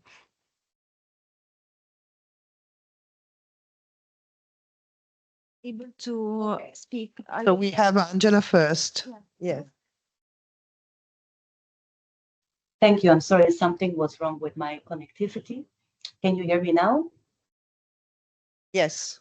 Yes. So I will answer partly to the mobility question, which also connects to the question in the chat. In terms of mobility, we conducted in the field, something I didn't present is that we also followed the milk from where it was being sold to where it came from, where it was being produced. So there is a lot of mobility in terms of milk production and sharing. But then also, as I explained, long distance trade mobility across the border plays a big role in these changes that I explained are happening in Terrat.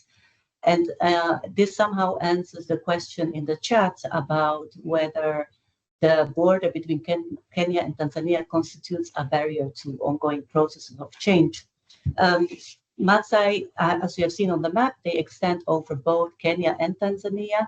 The border has been very fluid. Those who live close to the border, for example, the Loita community, where I also did fieldwork, there's a lot of cross-border trade. Part of the family may live in Tanzania and part in Kenya. And in Terrat, which is a bit further away from the international boundary, they're still connected to Maasai and other trading centers in Kenya.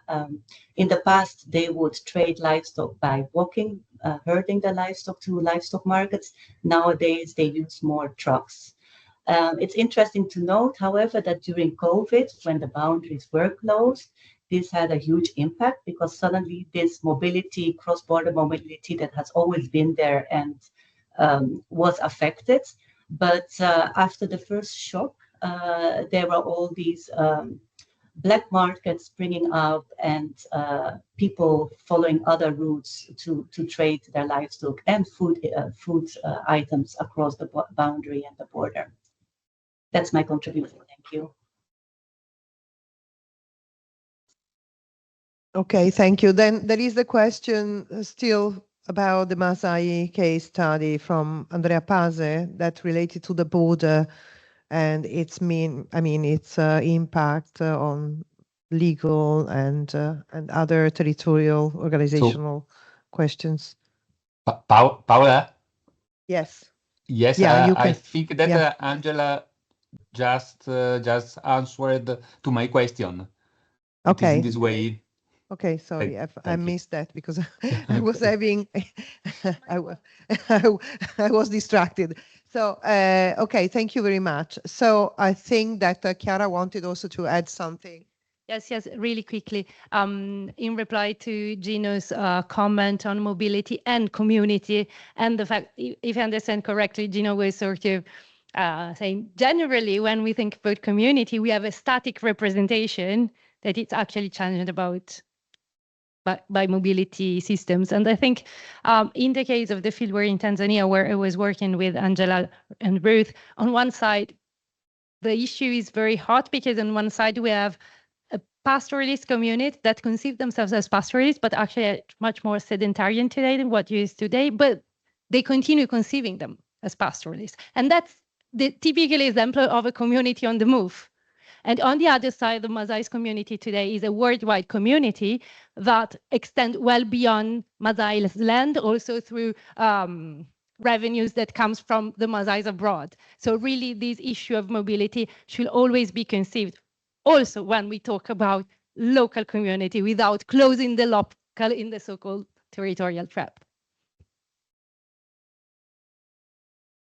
Yeah, actually, it would be interesting to hear also from your case study. I mean, people, how do they consider themselves, although they are in the diaspora? And so, because I think that food anyway is something that unifies the attachment within a community and their territories as well. So thank you very much. And I pass the word to Beatrice. Thank you. Thank you also for your questions. I will start with the direct one. Food access as a shore and market. Actually, for me, but I will think about what you were saying because maybe it wasn't so clear. Probably I didn't express it clearly enough. I thought because this was on food access. So where do people go to find food? Physically, no, they go to the beach or in the caves, etc., or they go to the market. And so starting from these two let's say close spaces, then I wanted to make explode and to understand, to see how these actually are connected with all other dimensions that are going away. But probably or if I use this separation, I have to be more clear in saying why. So thank you for, is always useful.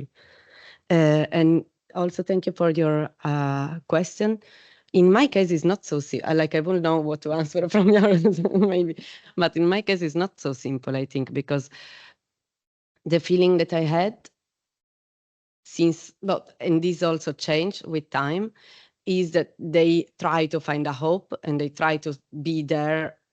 Like also one of the person, for example, that really wants to stay there and is the mostly, like it's really his identity to be a fisher of Sidi Bounoir. He arrived in October. He was saying to me, probably we will have to move in the city because here there is really nothing to do now.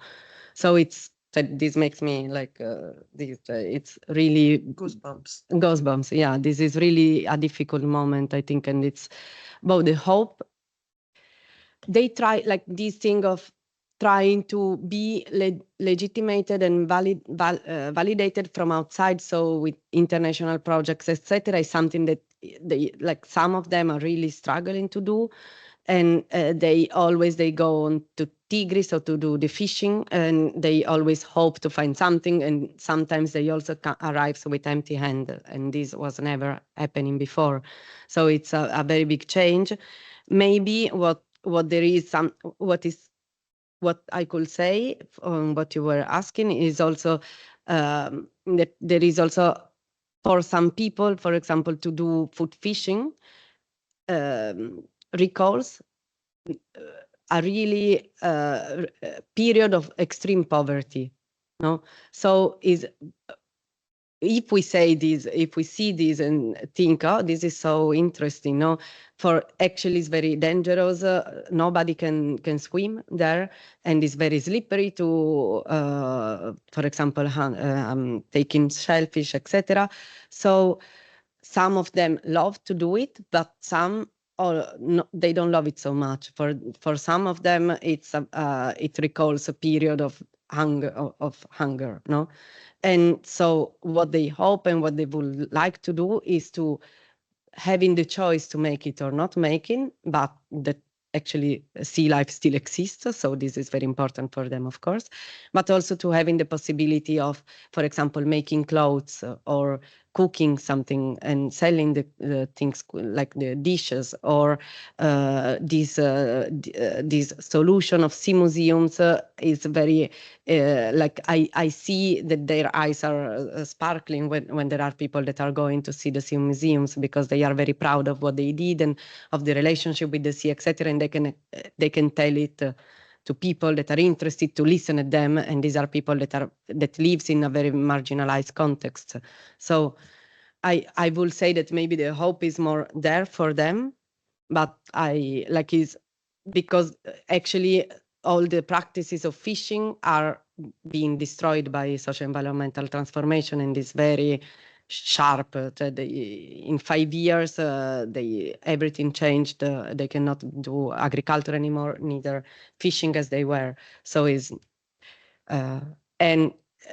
then I finish, but to go back with mobility, one of the regions there is no fish anymore is also industrial fishing that we are consuming here, for example. So everything is very much connected, actually.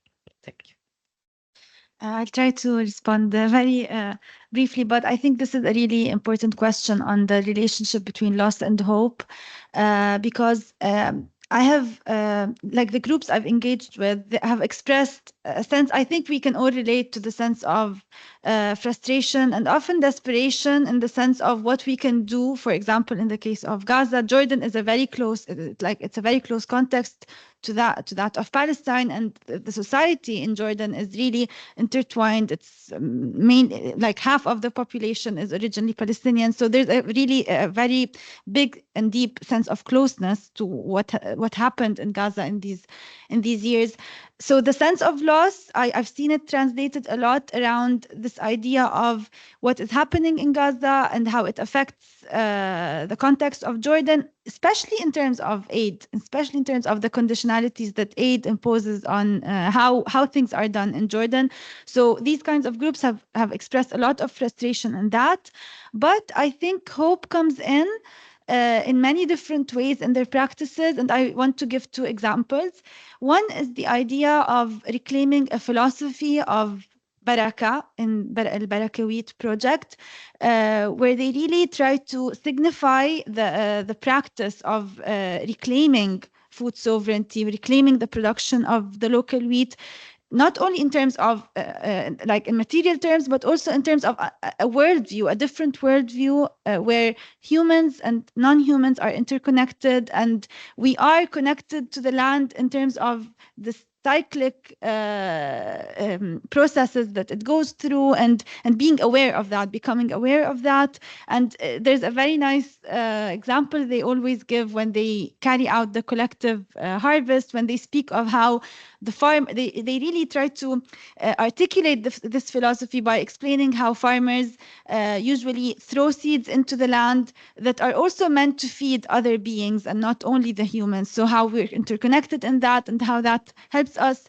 I think it helps open the horizon and imagine differently, imagine other futures and so on. And another example is the midweek market that Termis organized, which is really a space. It was very much a space of joy, because again, the organizers of the market really tried to make meaning of it and practice it as a space of collaboration instead of competition.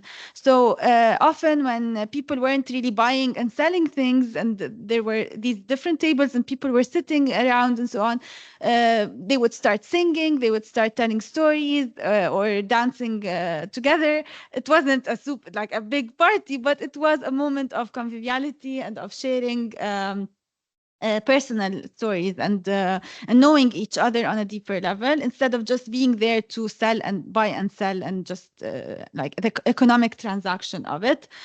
So I think that hope comes in, even if it's not really articulated as an objective, but it is very much present in the practices of being together in those spaces. Yeah, I also want to thank you very much. I think this is very significant, and I think that one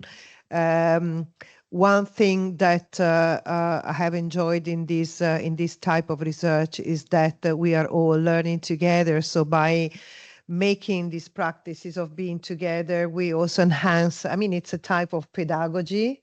No, I mean, there is this inspiration from Ivan Illich of being together as a way of learning and continuing these practices in order to exist, resist, recuperate also, lost or practices that otherwise are going to be forgotten. And once it's forgotten, then it's much easier than to deroot and to, to lose also an identity. So I think that these are kinds of experiences from which we are really learning a lot, and this can give hope also for for many many situations. And I think that also this war situation, which is impacting more or less directly, it's something that is also very much present in Morocco, in southern Morocco, and so of course in Jordan too. So yeah, I would say that we can have 5 minutes break, not very long. And then we return here. With the presentation of Gino Barcella and then Wendy Harcourt, and then we will have the presentation of the videos curated by Ginevra Montefusco and Nidiraj, and then the exhibition, and then we will have, of course, some food because this is what we are for and about. Okay, so 5 minutes break. Thanks.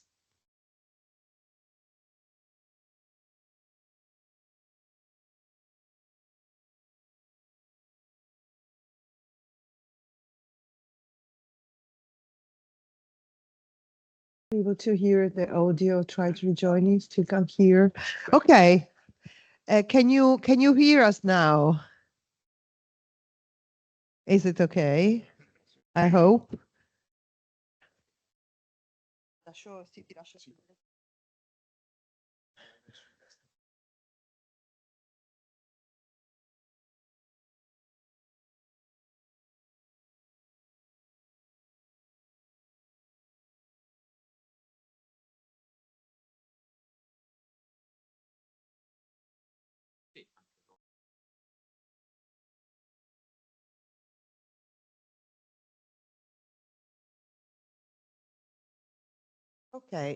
Okay. So I hope that everyone can hear also from the audience online. So here Gino Barcella is going to present his experience on agropastoralism in South Sudan's conflict-affected context. Please. Yeah, thank you very much.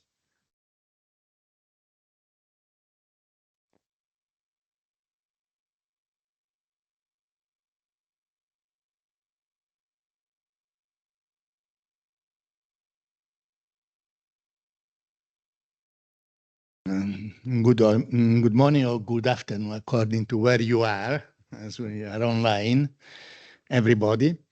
You'll have to be patient with me. I'm not an academic, but I worked in Africa for about 44 years in the field of education and cooperation. My last organization was AFSI Foundation, and I was working, in fact, in South Sudan for the last 6 years before coming to the age of retirement, which is what I am now. Okay. Agropastoralism in South Sudan conflict-affected context. Now, South Sudan is a country that has gone, when it was in the context of the Sudan, not yet an independent country, through 2 different civil wars. From 1955, when Sudan became independent, in fact, the 1st of January 56, until 72, and then again from 83 to 05. So this even after the civil wars finished, and then eventually South Sudan in 2011 became independent, internally the conflict situation did not easy out. There had been peace talks until 2015, and then eventually a compromise peace agreement, but still there are conflict situations in South Sudan, which cause political instability and ethnic conflicts, that jeopardize the foundation of a stable peace in the country. So the construction of a new state goes through many difficulties, though things are going on. Now, the South Sudan is a country that has been in need, that is in need of humanitarian assistance because the situation is still very difficult. But at the same time, things are beginning to change. Now, the difficult and uncertain situation of political stability continues. And here I say a phrase that's important. Notice the different colors. Agropastoralist and traditional context being apparently the main cause of the problems. In reality, the traditional balanced setup was unsettled, creating dependence. And I will explain this, okay? But at the moment, if you ask people, they will tell you, of course, I mean, agropastoralists, in the traditional context, they are fighting each other. And so it's a problem, apparently. Now, the war in Sudan is also affecting the situation. So it is clearly a difficult situation in South Sudan. We returnees from the south and the Sudan, which is a threat to the stability of South Sudan. Now, the traditional context of South Sudan, South Sudan was a country rich of everything. Water, it's the Nile Basin, sand, fertile land. And in the traditional context, there was place and room for everybody. There were wide pastures for cattle moving and good land for cultivation. And the different ethnic groups knew where their place was. There was no problem. But then things started happening, especially in relation with the colonialism and the aftermath. Okay? The Nile issue, for instance. You know, the Nile issue, Egypt is interested in water. So we had to do something together with this, you remember, Paola. And so they tried to build canals, you know, to cut the land, this affecting, for instance, the pastures corridors. So the pastoralists started having difficulties in moving the cows. The farmers had problems because with the oil discovery, land were cleared away because of the oil fields. And so even the farmers started having problems in their own land. Then the civil wars, the internal emergency intervention and cooperation was not always and there was need of aid because the people were not able to produce what they needed at a certain point. But certain international cooperation interventions were not attentive enough to the community real situation and the traditional context. So we shall see what happened, okay? Now, today's climate challenges adds also to it. That's why I said apparent cause, okay? It seems that the problem is between pastoralists and farmers, but this is not what happens. We shall see. On this problem, on these ethnic conflicts, still today corrupt power and politics triggers or exploit that situation. See, politicians who are in Juba and they are interested to gain more power, they ask their people to fight, and then they gain from that situation, for instance. Then we have the problem of drought, flooding, early or forced marriages of young girls, exchange for dowry, and the use of minors' work. All these have become local strategies for survival because of the very difficult situation. And all this is often adopted inside the family and justified by tradition and ethnic context. But it's not part of the heritage of the tradition of the people. It's basically, the red to stress on it. Basically, since 1955, South Sudan people have been dependent on aid. And that's the big problem because of wars and times in between. And this dependence of aid is affecting even today's situation, okay? But if you want South Sudan to change, you must deal with the people. Because the people are there and they know who they are. It is necessary to come out of the emergency. I mean, my organization, we have been living, working in the southern part of South Sudan. You see all these little green round spots, okay? That part of the South Sudan is the part that today it's a bit more developed and stabilized and sustainable. While other parts are still in a very, very difficult situation, needing emergency. Okay, so we have to distinguish between the two different situations because they need different approaches.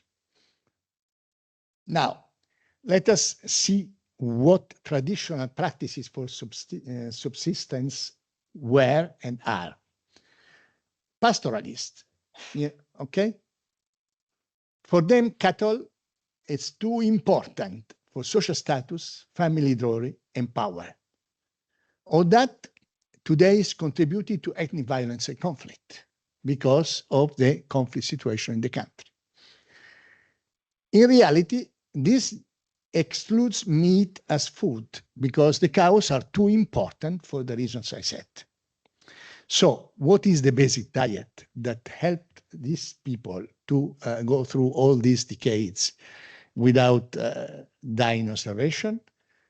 Milk mixed with bloodletting. You see, this old person with the big cow is trying to check what is the best place to pull out blood and milk. Somebody presented milk before, you know, how important it can be.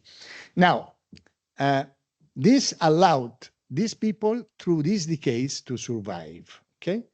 But it is a diet which is incomplete because it's only proteic and it's scarce. The farmers, in time of crisis, their agriculture allowed them to survive, but it was only done around the house, around their shelters, because they were afraid of thieves and pastoralist cattle.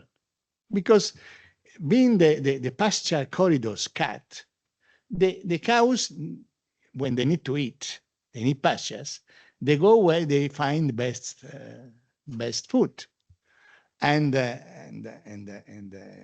vegetables are very good food, even for cows. So you see where then the conflict can come. Okay, so the farmers had to defend themselves from that, and they would produce only using very, very traditional poor tools or even bare hands, just to produce something to survive. Poorly proteic and incomplete diet, but allowed survival. When subsistence, traditional practice did help people to survive during conflicts and crisis times in between, relying on very simple things, and even on the unpredictability of climate change. But be careful, there was an important asset which was not used, the asset of cattle. South Sudan is the country that has the highest number of cows in the world. And this, from the point of view of food, would be a very important asset. Now, that's where we have to start from, okay? And at the beginning, you have to help people to produce more, to produce more, facing security problems and climatic adversities. Produce more, and at the beginning, the basic support is seeds, tools, structures, and training. But this has to be only the beginning, because the importance here is to go towards sustainability and a little bit of income to produce. If you can produce more, then you can sell something in the local market and have a little income. Now, towards food security and livelihood, what do you need to do? First thing is community reference. Okay? You don't do these things by yourself. You only do it with the community. Household commitment. Use of local methods and materials. Okay? Natural resource management. Careful. The farmers were setting fire to the woods in order to protect themselves. Security from the cows or the pastoralists, for instance, and in order to take new fields near the house in order to cultivate. But this is destroying the wood, destroying the natural resources you have. So the first thing, you have to recover the trees, for instance. Increase the trees, in order to get the environment better, okay? And then the question of animal traction. Now, as there was a lot of need for food production, cooperation immediately brought tractors to the farmers. And tractors was the worst thing to do, because it only fed the Italian industry, for instance. But in fact, most tractors are now grounded there in South Sudan, because there's no possibility of maintenance, fuel is very expensive, no spare parts. And nobody in this cooperation thought of the question of animal traction. My grandfather was a farmer, and as a child, I used to help. We used animal traction. Why not? Why not? And that was in Italy about 60 years ago. You see, so one of the important things is animal traction. Okay, you see the training of farmers. Now, pastoralists, they have the oxen, but they will not use them because they are too important for the status of the clan, of the family. Farmers did not have oxen. That's why, they thought of tractors. Now, the oxen can help both of them. And so here we did invest a lot with the people, with the community, in order to make this step ahead. But in order to do that, you need peace building, because the problem caused was between pastoralists and farmers. Okay? So how do you do peace building in this context? I mean, in our area, okay? First, you have to be present in the cattle camp with the young people, because the young people, though they did not go to school because they've always been behind the cows, but they have ideas, okay? And I remember this is a picture of a peace club in a cattle camp. The first pictures we had of peace club, they had the gun and the peace club, but still with the gun. Now here there is no more gun anymore. So first you have to be present there. And then you have to start an agro-pastoralist dialogue. How do you do that? In our experience, what we did with the young people, we said, well, you have cattle, why don't you also cultivate fields? So we had some of the farmers helping them, training them to cultivate the fields. Young people think, and they started eating better, having also the fields, cultivating, and even having some income because they thought that they could sell some surplus, okay? But at the same time, the cattle would go in their fields as well, you see, because they were very near the cattle. So they thought it's good food. And the young people understood the plight of the farmers, why the farmers had problems with them. So understanding each other, they started dialoguing each other. And the ox plows, with the ox plows, they both gained. And areas which were very, very, very conflicting became very peaceful because of that dialogue that was done on practice. And the animal traction became the asset for both of them to move ahead and have a better diet.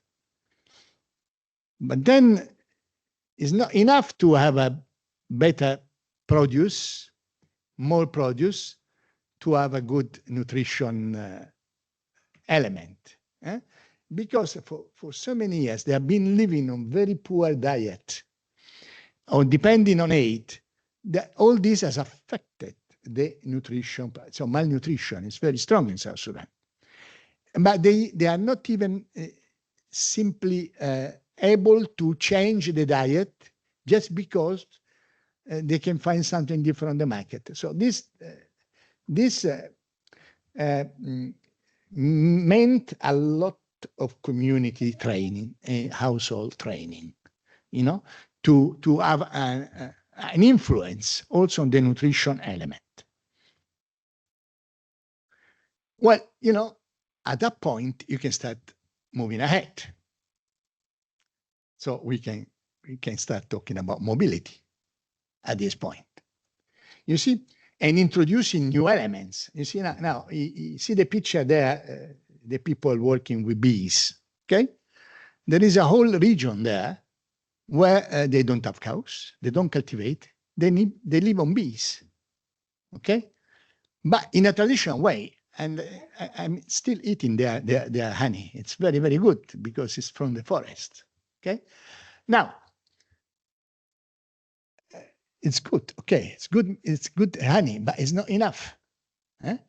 Now, in South Sudan, yes, you can sell it in the local market, you can move it to a further market, but still, in Kenya, there is a big demand on honey. So there are Kenyan farms coming to South Sudan, okay, bringing tools, bringing training, because they need a good honey.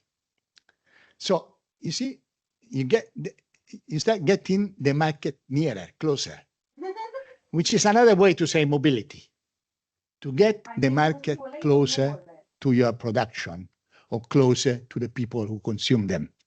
A market which is not only a place of selling things, but a place of relation. I enjoy every Saturday morning to go to the market, even in Rome, because I know there it's a place of relation. I know many people. So now the South Sudanese honey it's sold in Kenya.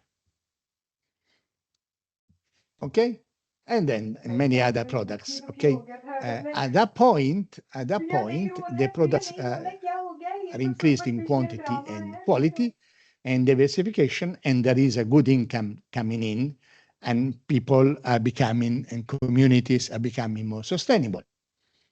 You see, the support is reduced at this point.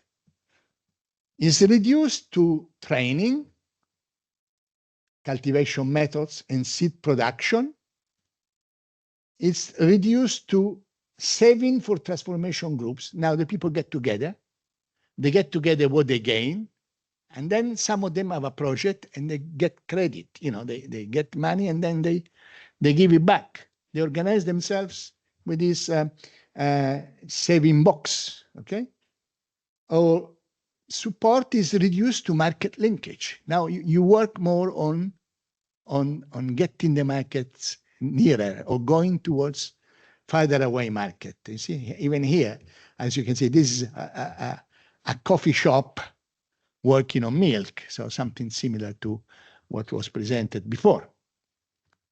Support is reduced to for instance, groundnuts, oil extraction, production, and sale. So training at a, it's not industrial level yet, but livestock vaccination exercise and veterinary shop, so training people into more advanced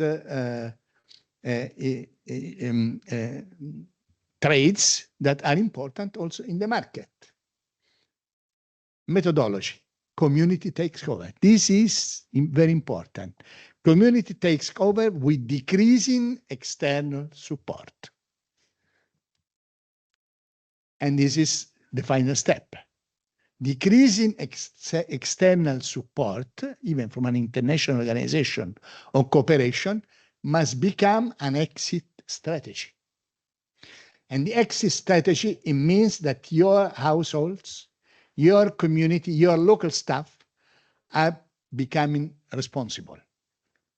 And you are pulling out because the local community, the local households, the local staff are taking over from you. You see two gentlemen here on the left of the slide. Okay, the one with the blue hat is the one who took my place as a chief head of the mission, and he's a South Sudanese. The other one with the yellow shirt is today is the administration responsible. Before it was another international staff who was administration responsible. The exit strategy is what judges your work as a cooperation organization. Thank you very much. That's my.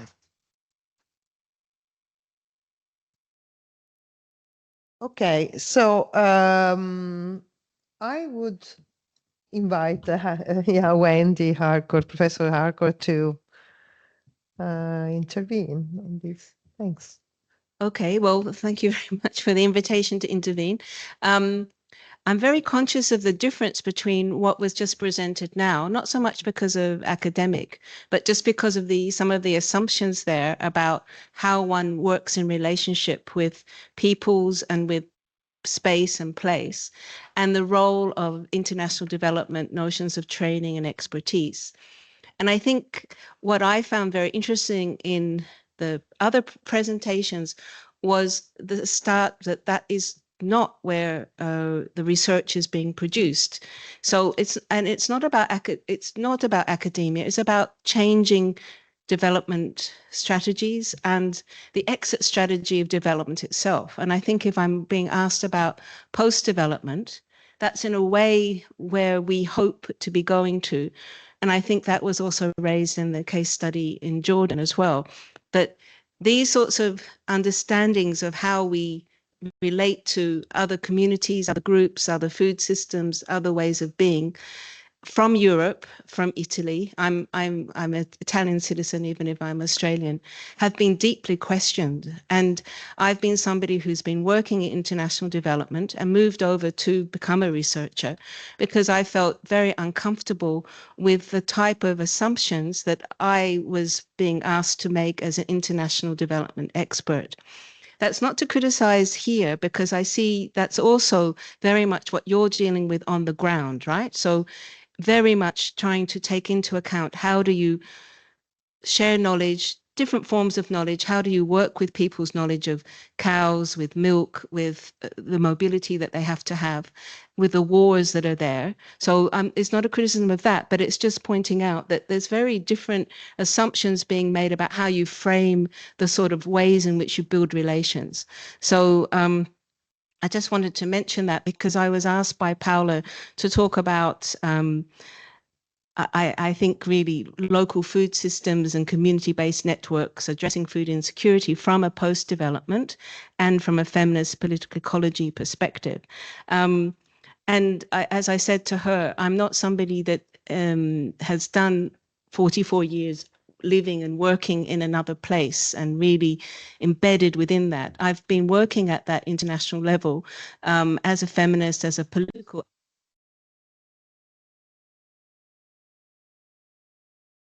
researcher. But I've been doing a lot of work that resonates with what I heard.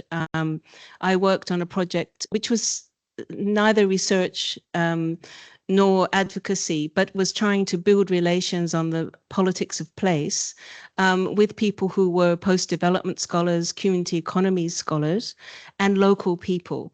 I won't go into it. It was a 7-year project. It reminded me a lot of what you've been doing, also because it was self-reflective about how you are in communities.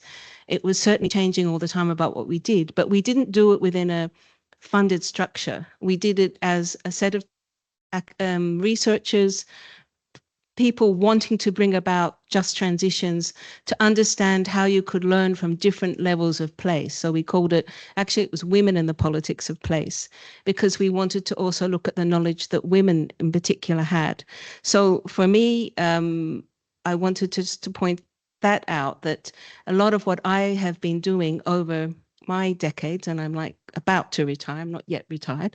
I've been, but I have always been conscious of notions of gender and how they relate to environment. That's really where I've positioned myself, but also concepts of the body.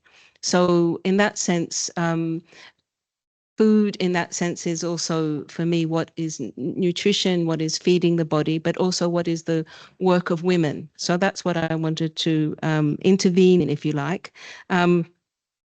I really think that if we're very honest, your different presentations have actually posed more questions than anything, because it's very difficult to understand how small researchers, which are very embedded in your time, your connections with people, how they're really going to bring about those big changes that you want, right? It takes a lot longer. It takes 44 years perhaps to see the exit strategy working.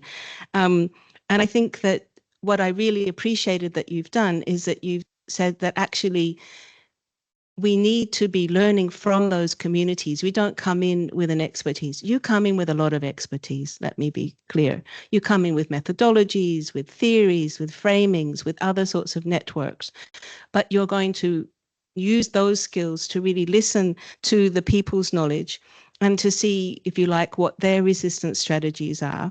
And therefore change your research. I really appreciated that you did that at the beginning, right? You had to see what were the bigger pictures and you changed what you were going to do, but you did that with the community. And to my mind, that is about research principles of ethics of care and really trying to participate with communities, but not pretending that you're not experts, that you aren't linked to research networks, that your work is paid. These people, I don't know how you negotiated what time they gave to you to your project. You were conscious, I'm sure, of reflecting on the ethics of the loss that they were feeling and the trauma they were feeling, and you knew you would be coming back to Italy to keep working to produce papers. So those sorts of ethics of care, for me, were very important. I You didn't spell that out, but I could hear that that was very important. And similarly to what we just heard now, the ethics of care about making sure that local people take on the projects that can continue with them. But that's a very difficult thing to do, often when you've got funders who insist on certain things and you have to negotiate that. But also you do have very real material conditions, war, etc., which don't allow for those sorts of easy transformations. So in that sense, I think listening to how communities have resisted is a very political project in itself, but it's also one that you're not just listening to, but you're also bringing your awareness of the contradictions of the capitalist system. They're amongst the most exploited, but at the same time, they're also the agents of change. So I learned from listening to you that the notion of foodways, although you didn't actually mention that terribly much as a concept, to be very honest, I was waiting for more about what that meant. So I heard that as really what is community-based, what is ecological, sustainable. These are practices which are aligned, you are looking for that at any rate, with traditional cultures and livelihoods. Even if you saw foodways are breaking down and having to change because of all the bigger pictures, but nevertheless, you are really looking towards, and I'm saying this is what I heard, maybe I've got this wrong, is a way towards true sustainability, partly because it is about acknowledging there are systemic changes, but they're also creating those systemic changes, if you see what I mean, right? It's not just that there are the poor people in the margins trying desperately to resist. They're actually shifting and changing with those food ways, right? But again, I didn't quite hear how that worked out. But certainly for me, in terms of a reflection, I really appreciate the different scales at which you were trying to make those linkages, and I understood foodways enabled you to make those sorts of changes, not only in terms of geographies, but across time. So there was also a notion that there are different histories in which you're also talking about traditions, but traditions which are being shaped and changed by the resistances. And as I said in my question, the sense of loss is there, but also the sense of agency. So for me, as a feminist political ecologist, I really heard that as part of your ethics of care, of how you're doing research and what you're paying attention to and what you're listening to. So I appreciated that very much. What I wanted to add to the discussion is maybe to push a bit more on the way in which food is connecting us to the earth. So I liked very much the idea that milk, for example, was part of the cows or the sheep or the goats turning grass into milk and into food. Many more other things are happening, but still, I think that the idea of eating as an ecological act is an important one. And food itself makes us aware of how we are connected to nature, as that notion of milk helped us understand that. But at the same time, in all of your stories, if I can call them that, it's really entangled in very toxic ways by the capitalist industrial system and by the very mechanical ways of producing food and life, which has become the norm, right? And that is based on commodity fuel, fossil fuels, chemical intensive products, industrial food systems. And I think somebody maybe has Yes. somebody has turned. Could you turn off the? Thanks a lot. Yeah, and I think that that is, as we've been saying, has caused environmental and climate havoc, and it's destroying traditional agriculture. So the notion of foodways is not a smooth one at all. It's having to really look at the types of transitions we need, and in a sense, we need to be. I heard this in the introductions, to decolonize the way in which we understand food. So not just see it in the sort of notion of progress, industry, moving towards a place where, supermarkets are the place in which food is produced, is consumed. But actually, how do we recognize food is part of Earth's living cycles, and how do we live in harmony in the land with our food and with our bodies? And in that sense, I don't know how much time I've got actually. I'm okay. In that sense, the agro-ecological transition movement, I'd really point to that. I didn't hear, I'm sure you've connected with some of that, but I think that those are where the sort of cracks in the system are happening. I think in Oman, that seemed to be, for me, these were agroecology food movements, right? Not the, I heard in Morocco, slow food was questioned, slow food being very much part of an Italian consumer culture at the moment, if I'm allowed to say that.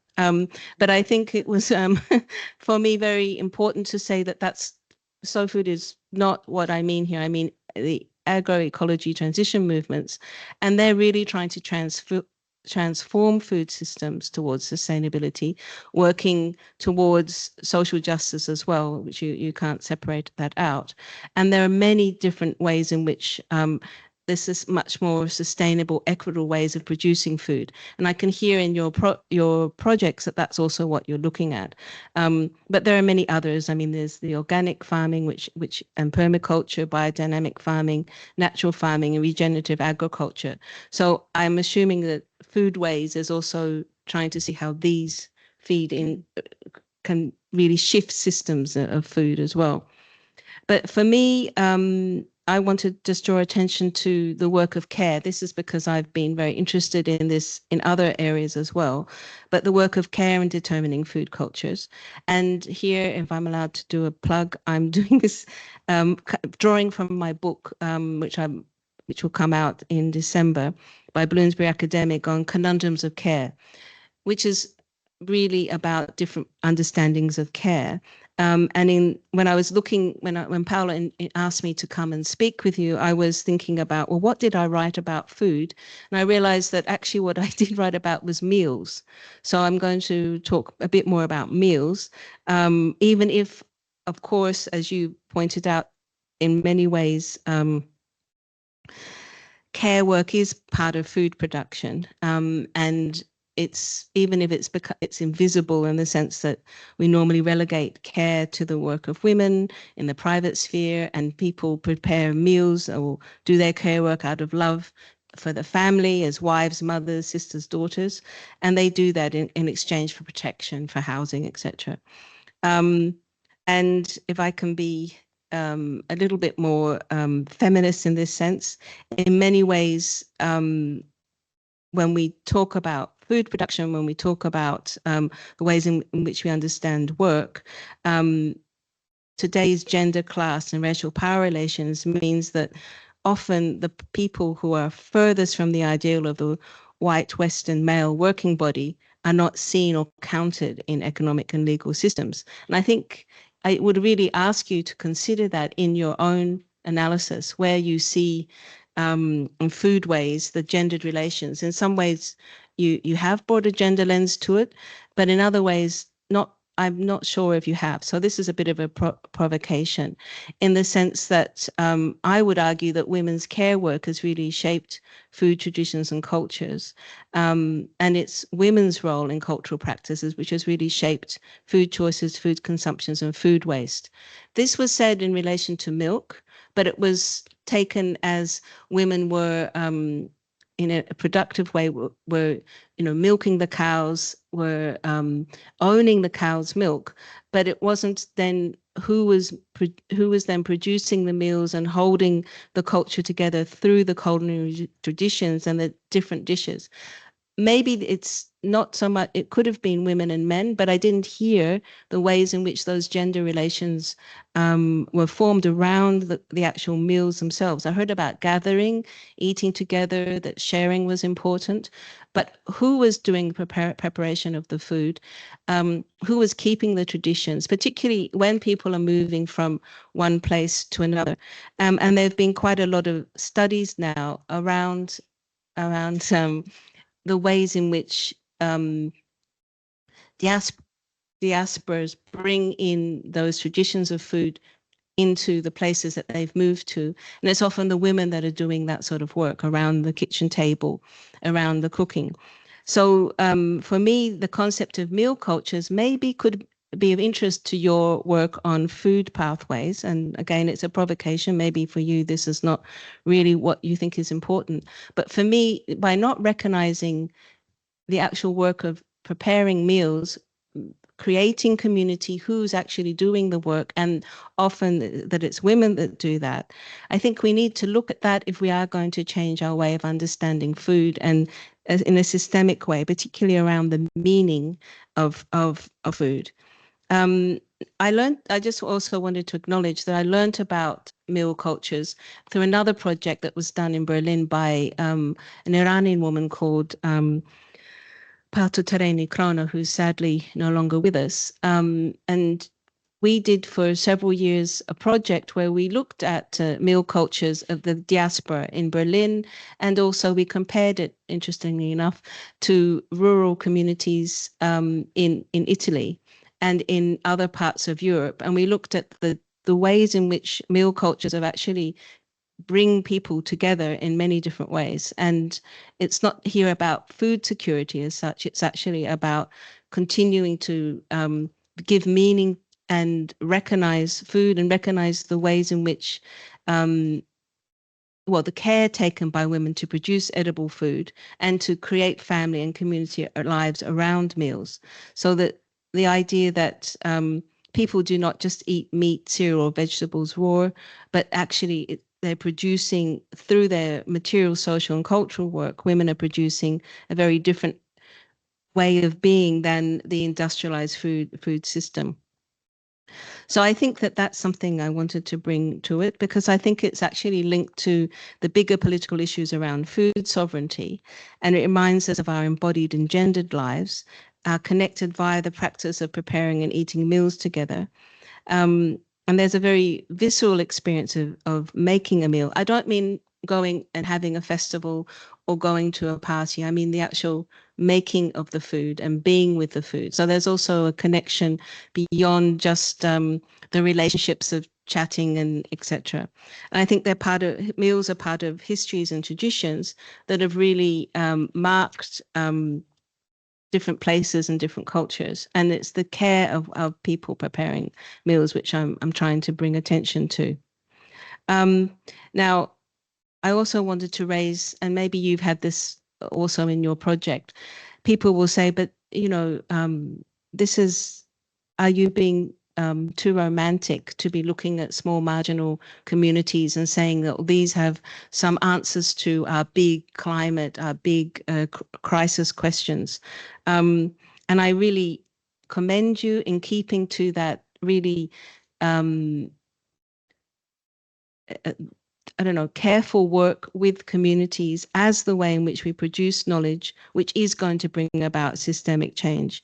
And for me, I say that, as I said, I was working in international development at European levels, thinking that what you had to do was bring words into rooms.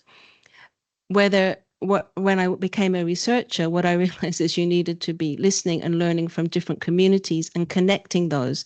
So the concept of the pluriverse, recognizing that there are very many different ways in which, if you like, your foodways are operating, but that you need to actually have them recorded, you need to have the research done so that you build not on emptiness or the plastic languages that you said, but actually on the work that needs that care of research.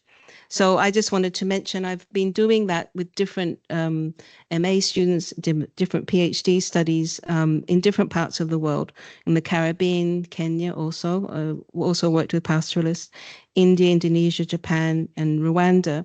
And also looked at as I said, the diaspora and the migrant communities in the Netherlands and Germany, and also in France, Italy, and Spain. And I think that my experiences there were about learning and listening to researchers such as yourselves about how you could really bring into academic spaces, but hopefully also spaces for transition and change, the knowledge of those people using participatory methods. And I think that's, again, you call it convivial. I would call it feminist participatory methodologies. But I think that those types of studies, your types of studies, in the field and around the kitchen, I would say, in relation to meal cultures, is really about learning to change relationships among genders, people, and the land, and the more than humans, the plants, the animals, microbes. And I think that's the sort of thing that we need to be doing.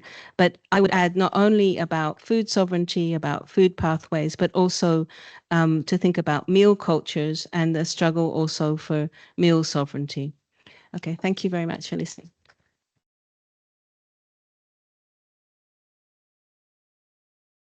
Thank you very, very much.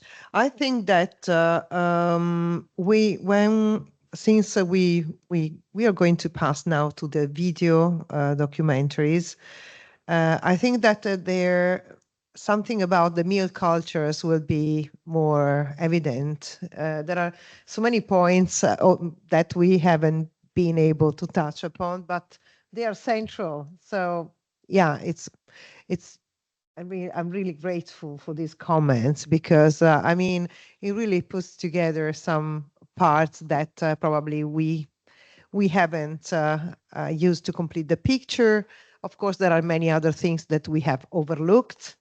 So now I will give the floor to Ginevra Montefusco, who will present the work done mainly by her, but also by Nidhi with regard to the Tanzanian experience.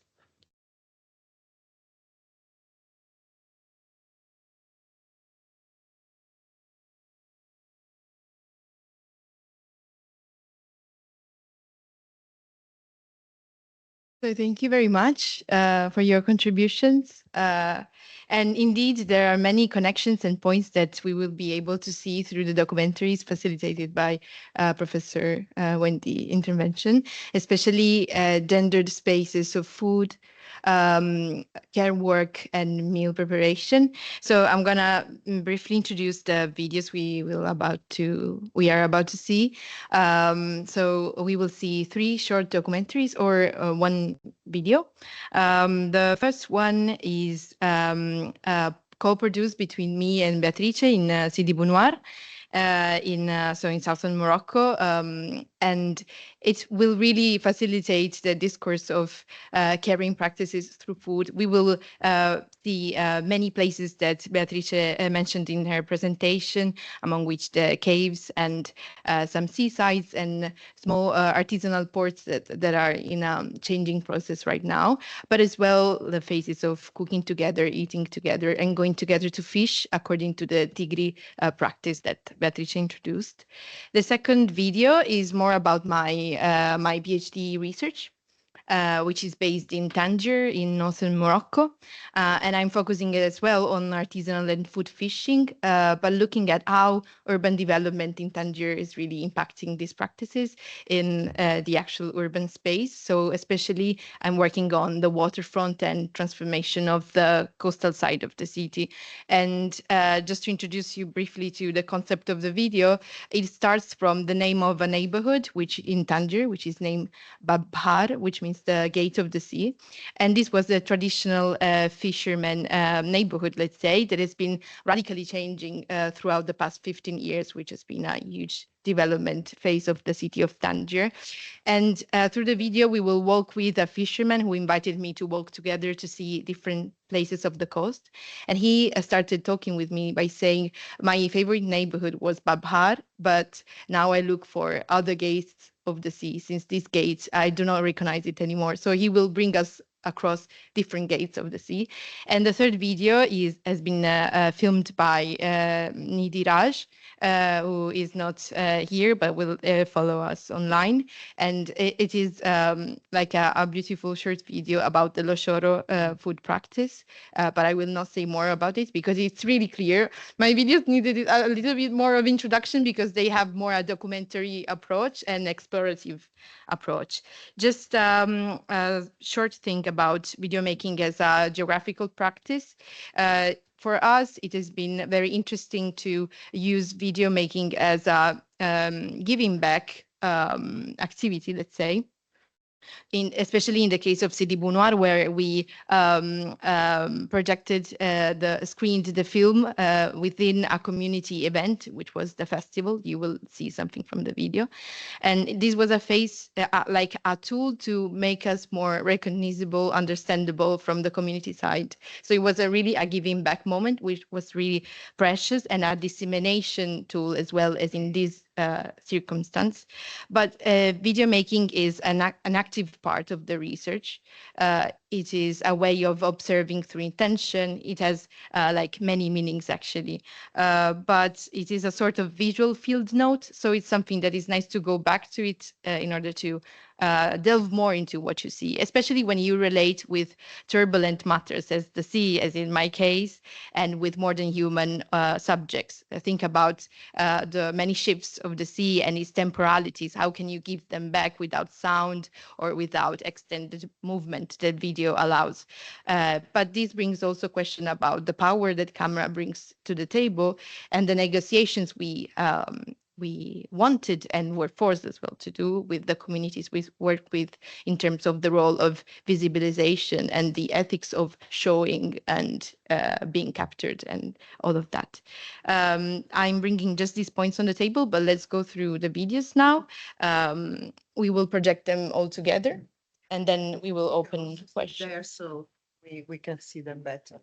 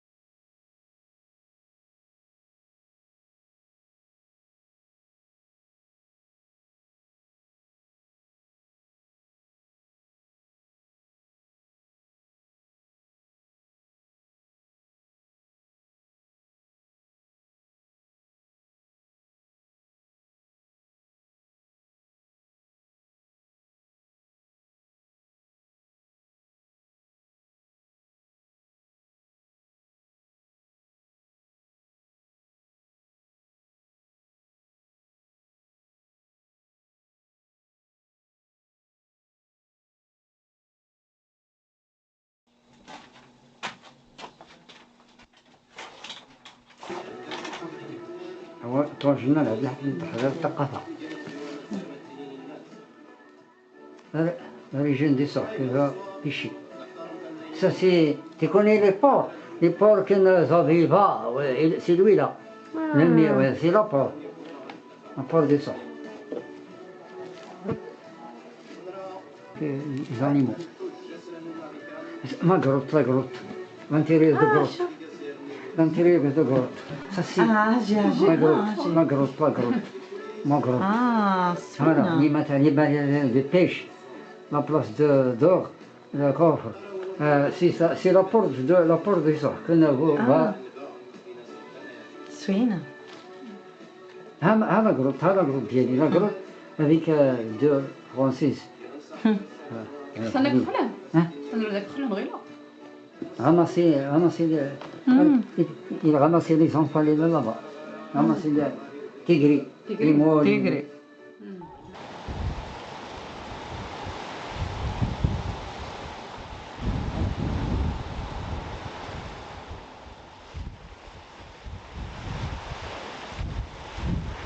هذا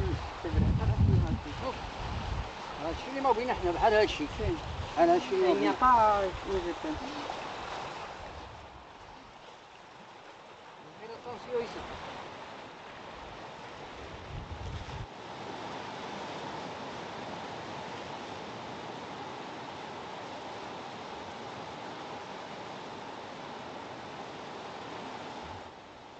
Les pêcheurs, ça y est, il ne va pas dormir.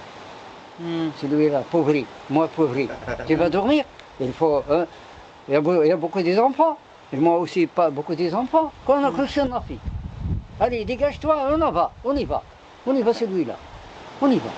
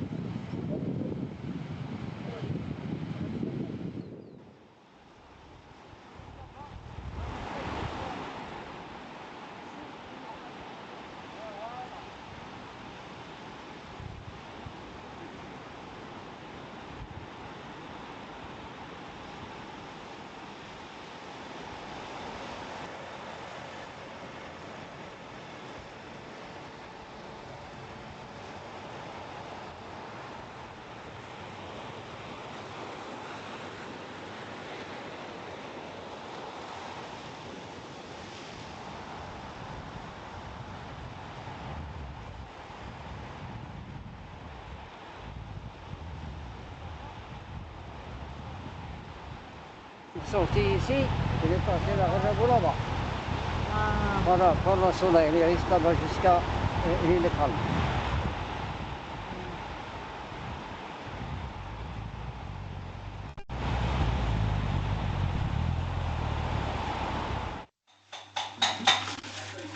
Per suivre. Ah.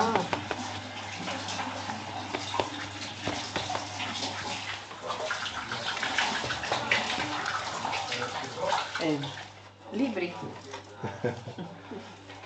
والله شاعر شكيت الخضر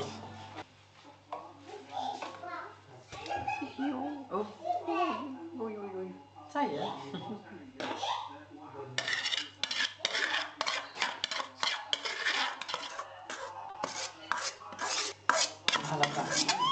Kleine tassen voor speciaal soort. Ja. Mime.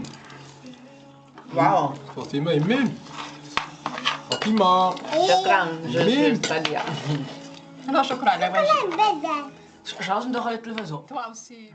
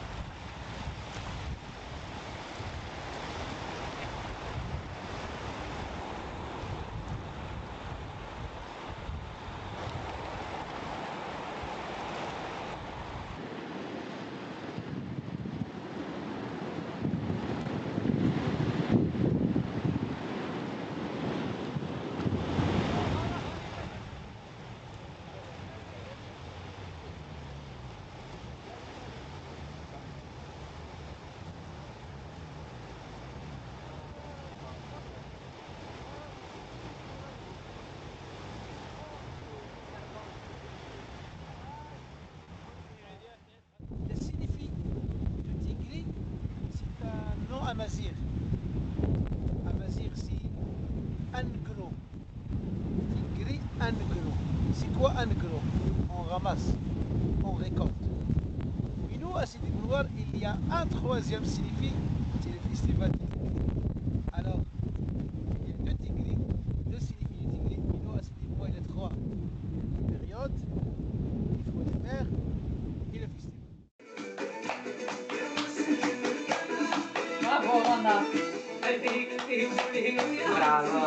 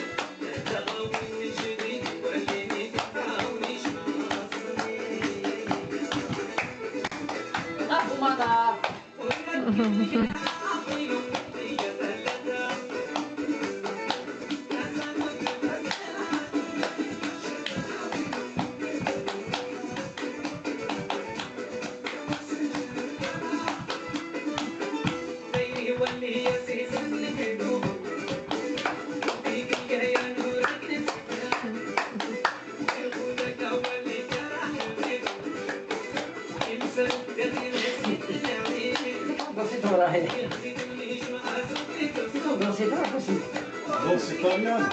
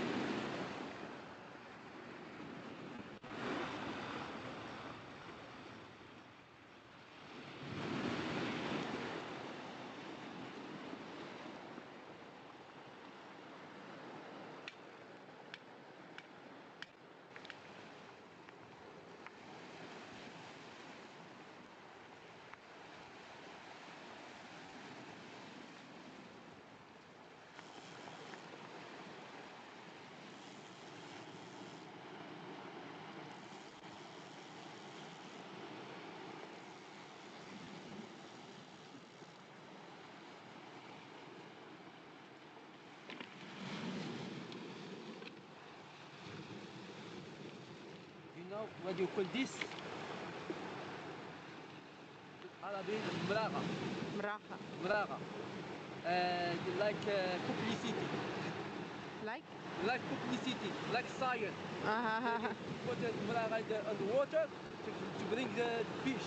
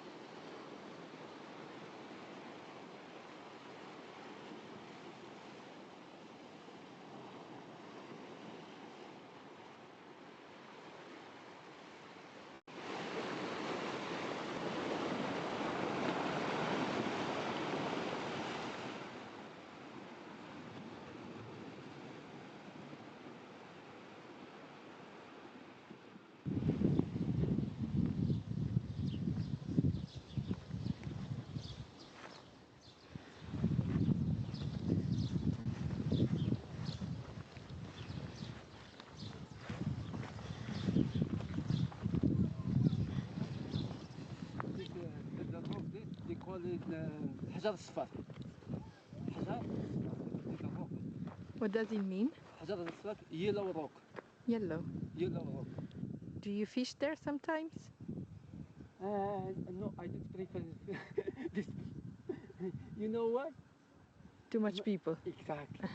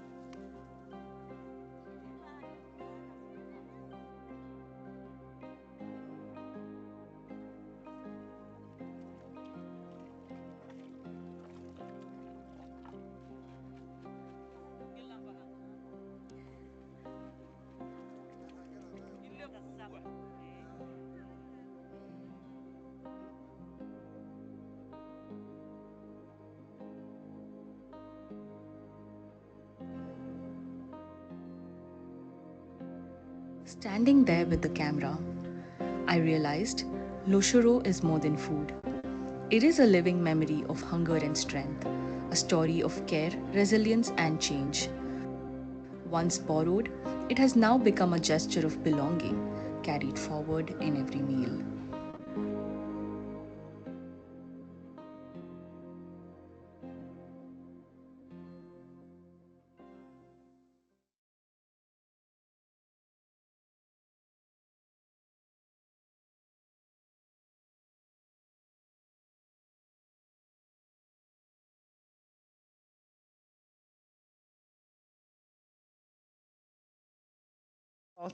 And thank you to Nidhi, who is online, I think. She's in India at the moment, and she's a master student. So this was a great contribution that she gave. So I think that we can now move to the photo exhibition, and I mean, we can have a short presentation, and there we can also continue if we have any comment or so in a very informal way. So yeah, do you want to add something, Chiara?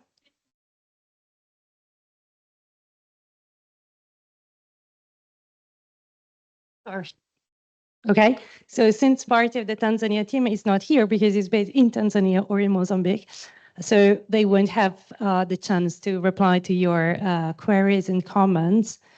So I can either answer, even though I would prefer that actually some of the researchers would answer. So I don't know if there is a couple of minutes to give Angela the word. If not, okay, I will try to sum up, even though I really would prefer to let it to the researchers, because they won't have time to do it with the others later.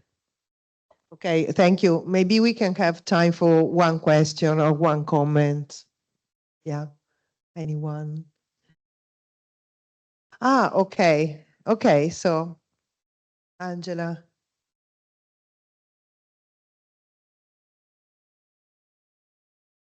Angela, are you Hello. able? Yeah, okay, Yes, thanks. can you hear me?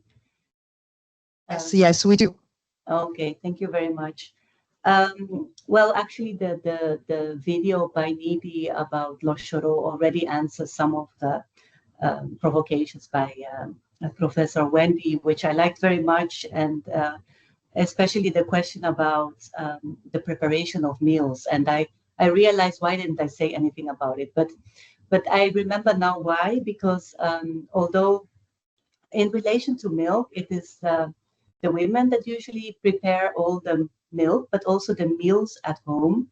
And actually, men are responsible for the roasting of meat, and they do this in a very institutionalized way in the bush during meat camps, where they go yearly and they stay there for months, and they are responsible for roasting the meat. So it's, in terms of gender, both men and women have responsibilities of preparing meals. But then these boundaries are also a little bit blurred, because then we also in Terrat as well as in Loita, we saw that men were milking as well. And we also realized that during this meat camp that is often presented as a men-only camp, also young women, and nowadays also women go there. So it's a bit difficult to, just to say that I don't know if these are new developments. I actually think they are not. I think it has always been a bit blurred. So generally, yes, women are responsible for preparing milk products and preparation of meals at home. And men are responsible for preparation of meals in relation to roasted meat. So this is the only thing I just wanted to add. But I want to thank Professor Wendy for reminding me of this. And actually, we talk about some of these differences about the Lo Choro dish and the meat camp in a paper that we are almost finalizing now. And we also touch a little bit on these gender relations. Thank you very much.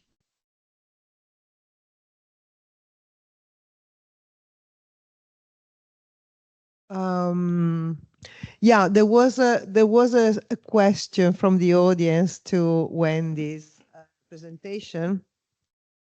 Isabella Bonnevera, so from Barcelona, I see. I missed the definition of meal sovereignty. Could you summarize it?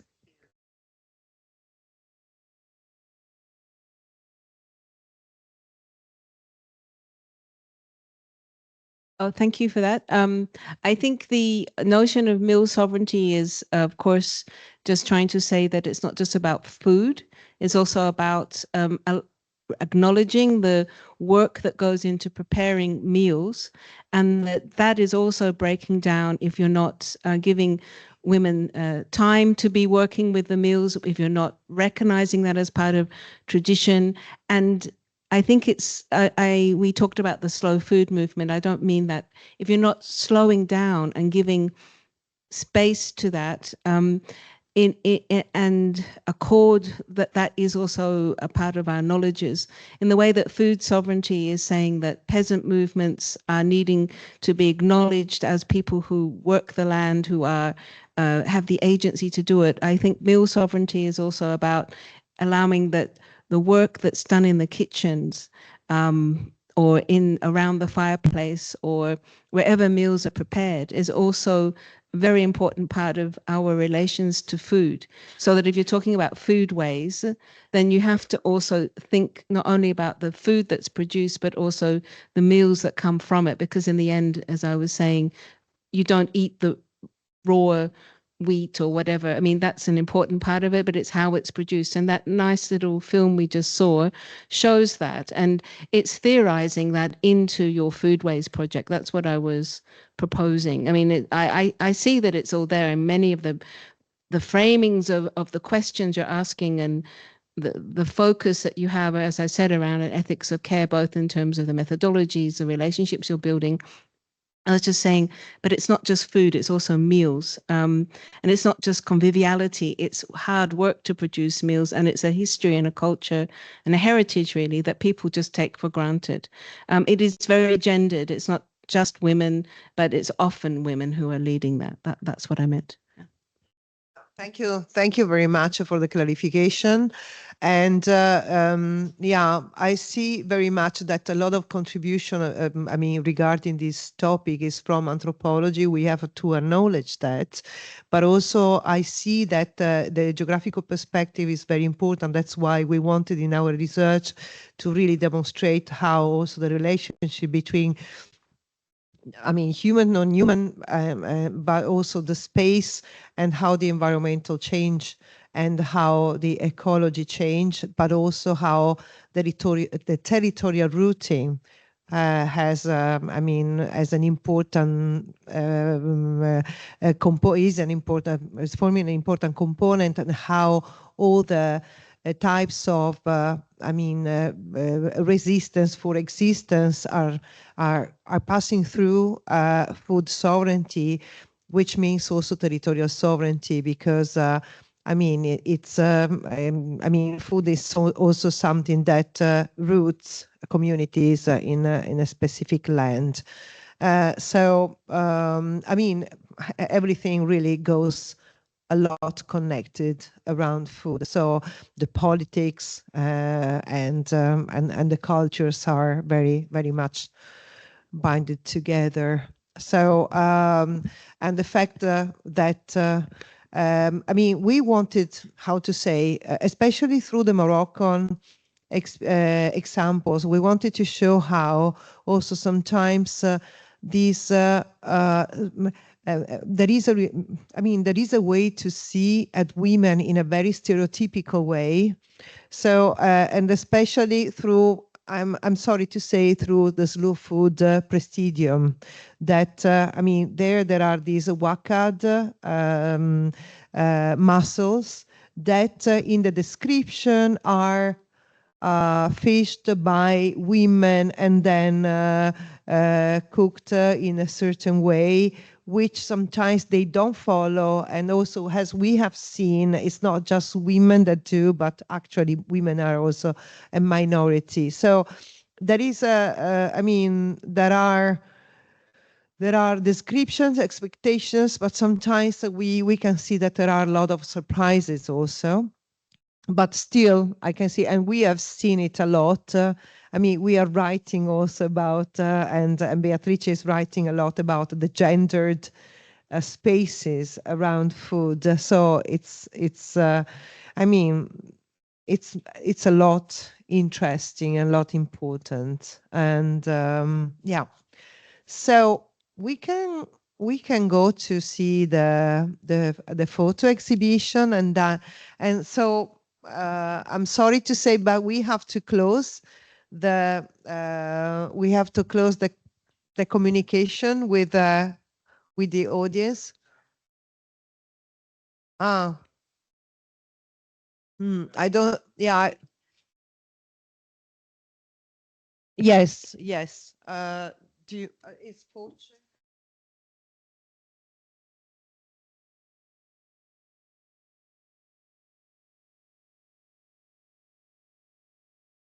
Not sure. If you click the Chrome, you will find it, and you can. Issues still. Close it. Okay, I'll look for it then. Sorry. Fortune.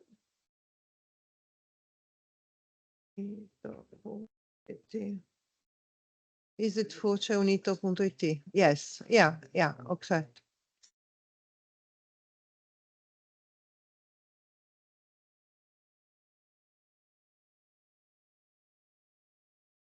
Non l'hai.